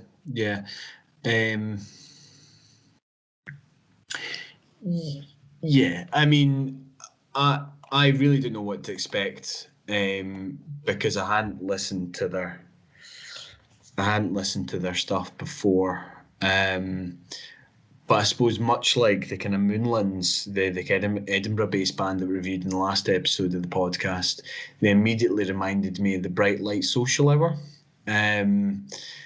There's a huge range there, or certainly the kind of first few tracks did, but there was times where they also reminded me of, or some of the tracks in the album reminded me of Black Mountain's Wilderness Heart as well. There is some straight up punk songs in there as well, though. Like Physio sounds very much like something that Ian Mackay from Coriky would have done way back when, with the likes of kind of Minor Threat with kind of added electronic flourishes. Physio's a full-on hardcore punk song. Yeah, but there's also like a bit of disco in there as well. I don't know if you got that from, what track is it? Track number 3, Learn to Live Again. I've kind of described that as a 70s disco-esque infused gem. Yeah, I can kind of see where you're coming from. I've sort of described it as something, sound of it like something Blondie could have written back in the day. It's got, I can see the sort of disco element. It's like that 70s sort of new wave punk. But yeah, that's a really cool track. Like it just sounds like a Blondie song. But that's what I've said. That the kind of opening driving drum being commanding guitar riff. I've described it as being kind of reminiscent of kind of Blondie's Atomic. Yeah. Yeah, but there's lots of different stuff on here. I mean, the opening track, Wrecking Ball, to be honest, I perhaps wouldn't have chosen that as the opener to the album. It's a sort of bubbly indie rock song. Yeah, I mean, it's slow in its pace. It's got quite a good chorus, and it's a good song. It just didn't, for me, like when I first put the album on, heard that, I was like, yeah, this is all right. But it was like the next track, I was like, actually made me stop and listen, if you know what I mean. Yeah. So I didn't really think it was the best choice as an opener. It's a good song, but the following track, Good Days, is more like a scrappy. It starts off like a sort of scrappy punk rock song with that kind of, I've been having those good days, bad days, good days. That's the way it is, and that's been stuck in my head for weeks now. Like I just catch myself like walking about just singing that away to myself, and but it's it then explodes into like a big Wild Hearts like esque chorus, like, and there's sort of like a Van Halen kind of poppy bounce to the guitars in the verse. Just you can kind of see where some of that classic rock influence is coming in. Mm-hmm. Mm-hmm. It's interesting because I mean I kind of listened to the album after reading up about the album, I suppose. So I was aware of their previous bassist, Chris Cowley's death, and I know that the lead vocalist Jack Hutchcraft commented that, you know, for a long while after kind of Chris's death, the band kind of felt they didn't feel very creative at the time and weren't too sure if the band were, you know, going to continue. But fortunately, they decided to channel their emotions and creative energy into something new, i.e. this album. And I think it's pretty safe to say that you see a lot of that kind of being played out in terms of the kind of lyrical content on the tracks in the album. Even the artwork, for example, which is entitled, well, the album's artwork, which is entitled We Are Starcraft, is by We Are Stardust, sorry. Starcraft's a fucking game. But yeah, We Are Stardust is by an artist by the names of James McCarthy, which is purposefully chosen by the band because they believe it demonstrates themes of rebirth, transition, and hope. And I think for me, the first track in the album, Wrecking Ball, as you said, I think that was probably chosen deliberately. Yeah, now you put it that way, yeah. Because it kind of opens with this kind of almost flamenco style, or what I've described as this kind of almost flamenco style guitar flourish, and the lyrics are kind of welcome to the new age, a time of great change. And I never felt this way before. Listen to my body talk. It screams to all the battles I've fought. There's a part of me that I can't ignore, which for me feels very much like a kind of declaration of intent and probably acknowledges all that type of stuff that preluded the creation of the album, if that makes sense. Yeah. You know, it kind of speaks of, you know, a band or artist that has kind of been through their struggles, been through their hurt, but they're not going to be defeated by it. You know, I mean, some of the lyrics, I suppose, on the face of it, might come across as being quite macabre or depressing. Kind of talks about finding somebody dead in their bedroom, but, you know, it's anything but. You know, I mean, the whole album feels really optimistic, feels really hopeful, really quite uplifting. You can't help but want to dance along to a lot of these tracks. And as you mentioned, kind of track number 2, Good Days, I feel as if that kind of continues along the same sort of theme, with lyrics such as Good days are getting more frequent. I'm waking up with a smile. One day this will all disappear. Right now I feel so alive. It includes, as you said, this kind of really raucous punk pub rock-esque chorus, which you can't help but sing along to. It's kind of guaranteed to have kind of gig goers poking along to it. Again, it feels really optimistic, uplifting. Yeah, and there's kind of repetition of these kind of themes and mantras that, you know, that are not all unusual in kind of my line of work, to be honest. So again, I think there's a definite theme that runs throughout the course of the album. Yeah, there's lots of like socially conscious lyrics and stuff. I mean, yeah, there's a song, Dark Before the Dawn, and it's like, you know, the lyrics are, it is dark before the dawn, which sort of suggests, you know, positivity. And it talks about, you know, we're all one with the earth and the animals, so, you know, we should be looking after our planet and all this kind of stuff. So there is lots of positivity on there. I think, you know, they're a band that's experimenting, because there's lots of different stuff. You know, we've mentioned punk rock and sort of indie rock, and there's the track Barracuda is pretty much a Pink Floyd song. Yeah. The opening. It's also got a really cool moment on there.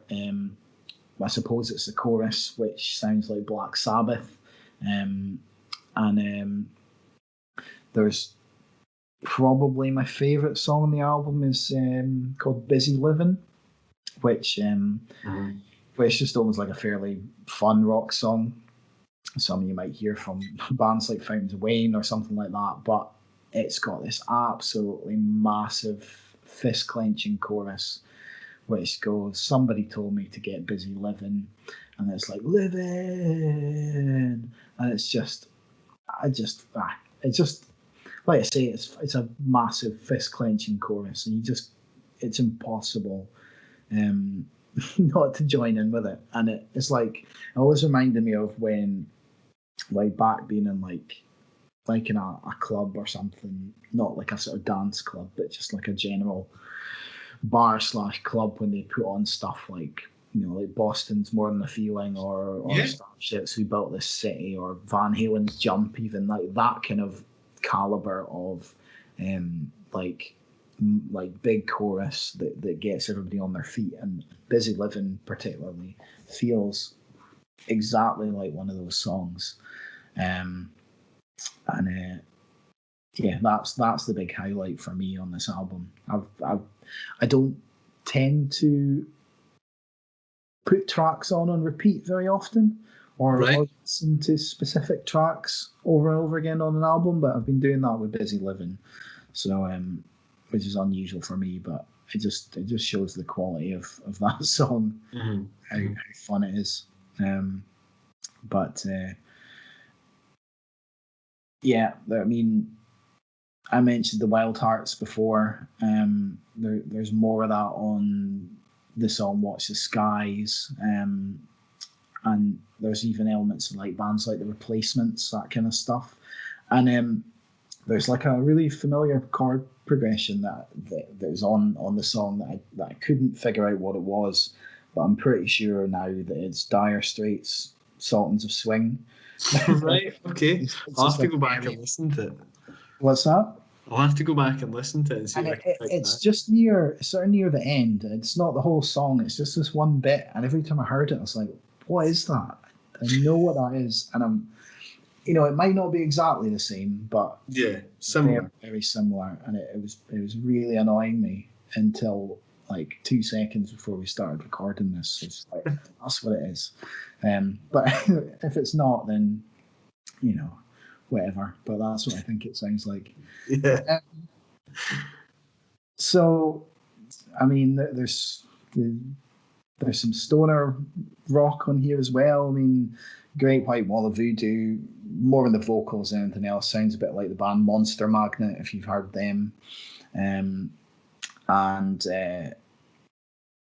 You know, there's a really good gang vocal call and answer section on there.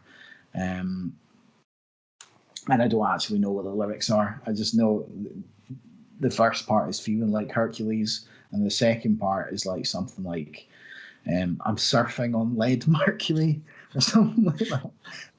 I certainly heard the Hercules in it. I'm not too sure about the rest of it. But I couldn't find the lyrics, so I'm just gonna have to keep singing I'm surfing on lead mercury until I find out what the real ones are. But I think that again, that's got some sort of quite socially aware kind of lyrics in it, about sort of looking after our planet and stuff like that. But I think I just like the level of variety and musicianship, and I think there's lots of guest vocals and things on here. Right, okay, I wasn't aware of that. I haven't really written much down, but when I say guest vocals, I don't think there are people that we would necessarily know right. who they are, but they've brought people in like to do some of the female backing vocals and like the spoken word, like Spanish section at the start of Busy Living, and various bits and pieces like that, which the band have been sharing on their Facebook and stuff over the last couple of weeks, I think. So it's just a really cool album. And I think you mentioned that you had sort of read about the album prior to listening to it, and I went completely cold, so I was really pleasantly surprised, just especially with following my kind of initial thoughts on Wrecking Ball, being like, yeah, this is all right, and then after I'd finished the album, I was like, this is fucking great. Yeah, So I would urge anyone to just put it on, and see what you think about it without any real. Well, now that we've talked about it, you've heard this. That's out the window, isn't it? It's around it. I don't know how to rectify that. I don't know. I'm not sure. Travel backwards in time in your DeLorean, just to a point before you listen to this. Doesn't have to be very far. And then listen to Hope Rituals by Waco, and then you can come back to this afterwards. Yeah, well, I mean, I don't know. Like I said, I'd kind of read about the album, and I'd read the descriptions about them being kind of cosmic punk and super rock and stuff like that. But that doesn't really set you up for what they actually sound like. You know what I mean? What those terms really mean. You know what I mean? Sorry, man. What were you saying? Just agreeing with you, man. It doesn't set you up for what this sounds like at all. It's definitely an album to be experienced, and one that I definitely think I'll kind of be going back and kind of listening to. As you said, there's definite Pink Floyd, Blondie, Atomic Kitten there. Atomic Kitten vibes all over this album. I meant to say Blondie, but I was going to say Atomic. But yeah, sort of like Blondie, post-punk. There's a bit of everything in there. You know what I mean? The last track on the album, what's that called again? A New Future. Yeah. Which I think kind of given the kind of theme, the overall theme of the album, is probably quite apt. I've described it as being a 7 minute, 6 second Frankenstein monster of kind of classic rock and roll, tongue-in-cheek poppy, shalalas, smattering of indie and alternative sensibilities with an uplifting ending. And I think there's bits like that littered throughout the album. Yeah, I was a bit worried, like when I first heard, because the previous track is If is like an acoustic ballad, and then A New Future opens like an acoustic ballad, and I was a bit like, are we getting 2 acoustic ballads in a row? But then it turns into something completely different. Yeah. To be fair, If is probably my least favourite track on the album. Yeah, I'd agree. It does just feel a wee bit out of kilter with the rest of it, to be honest. But yeah, overall a pretty good album, and I've gone for an 8. I've agreed, man. 8 out of 10. But Busy Living's a 10. Well, I suppose it's worthwhile saying that Busy Living is the name of a kind of mini EP that they released. Oh, is it? Yeah. So that it's Dark Before the Dawn, Busy Living, and the second track on the album, Good Days. All right, cool. Were all released as a kind of mini album or mini EP on the 20th. Well, maybe it wasn't. I'm pretty sure it was released as a mini album or EP anyway, and the kind of all of the proceeds from that went to the NHS charities. All right. Okay. Cool. So that's quite cool. Yeah. All right. So that was Hope Rituals by Waco. Bad days, that's the way it is. Tough, it will be tough. I need you, I don't want.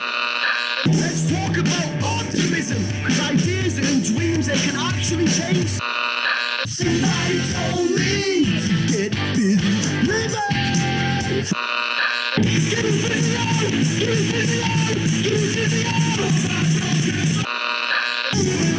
Before we lose humanity, let's start a new reality. That's so heavy metal.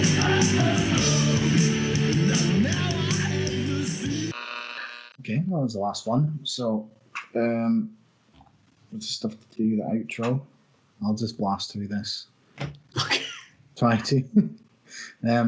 Well, that's the end of episode 11 of the Scratchcast. Thanks for listening. We hope you've enjoyed the episode. But please take the time to check out some of the music we've covered. You might even discover your new favourite band in the process. As always, we'd love to hear your thoughts on what we've covered and indeed your suggestions for what to cover in the future or what you think we could be doing better. If you'd like to be featured on Submission Corner, then please do send us your music and we'll consider reviewing it on the next episode. Don't be offended if we don't review it. We're quite picky. But you can send those submissions to theheadscratcher@outlook.com or direct message us on Facebook, Twitter, and Instagram. Please send us your music because we need something to review. If you like the show, don't forget to subscribe to the Scratchcast on Spotify, Apple, Google Podcasts, or wherever you get your podcasts. And remember to leave us a nice review as it helps spread the word about our humble show. The Scratchcast is, of course, the official podcast of The Head Scratcher, the alternative pop culture guide. So you can also visit us over at theheadscratcher.com, where we post pop culture reviews, recommendations, all the previous episodes of the podcast, and our monthly alternative music playlist. August's playlist is available now, so give it a spin and drop us a message with your favourite tracks. Some of my choice cuts are SPF by Plague Vendor, Oh Such a Spring by Fontaine's DC, and Pup's cover of a Granddaddy classic, AM 180. Finally, you can also visit us on Facebook and Instagram at The Head Scratcher, on Twitter at ScratcherHead, and on YouTube, where you'll find all the podcast episodes split down into individual reviews. All of those videos are available on Facebook Watch 2, and our top 20 of all time and Hall of Fame videos are also available on IGTV. That's Instagram TV for the uninitiated. Thanks again for listening, especially if you've made it this far. And as always, please tell your friends, your colleagues, your parents, and your pets. We'll catch you next month on episode 12. Cheerio. It's not finished. It's finished.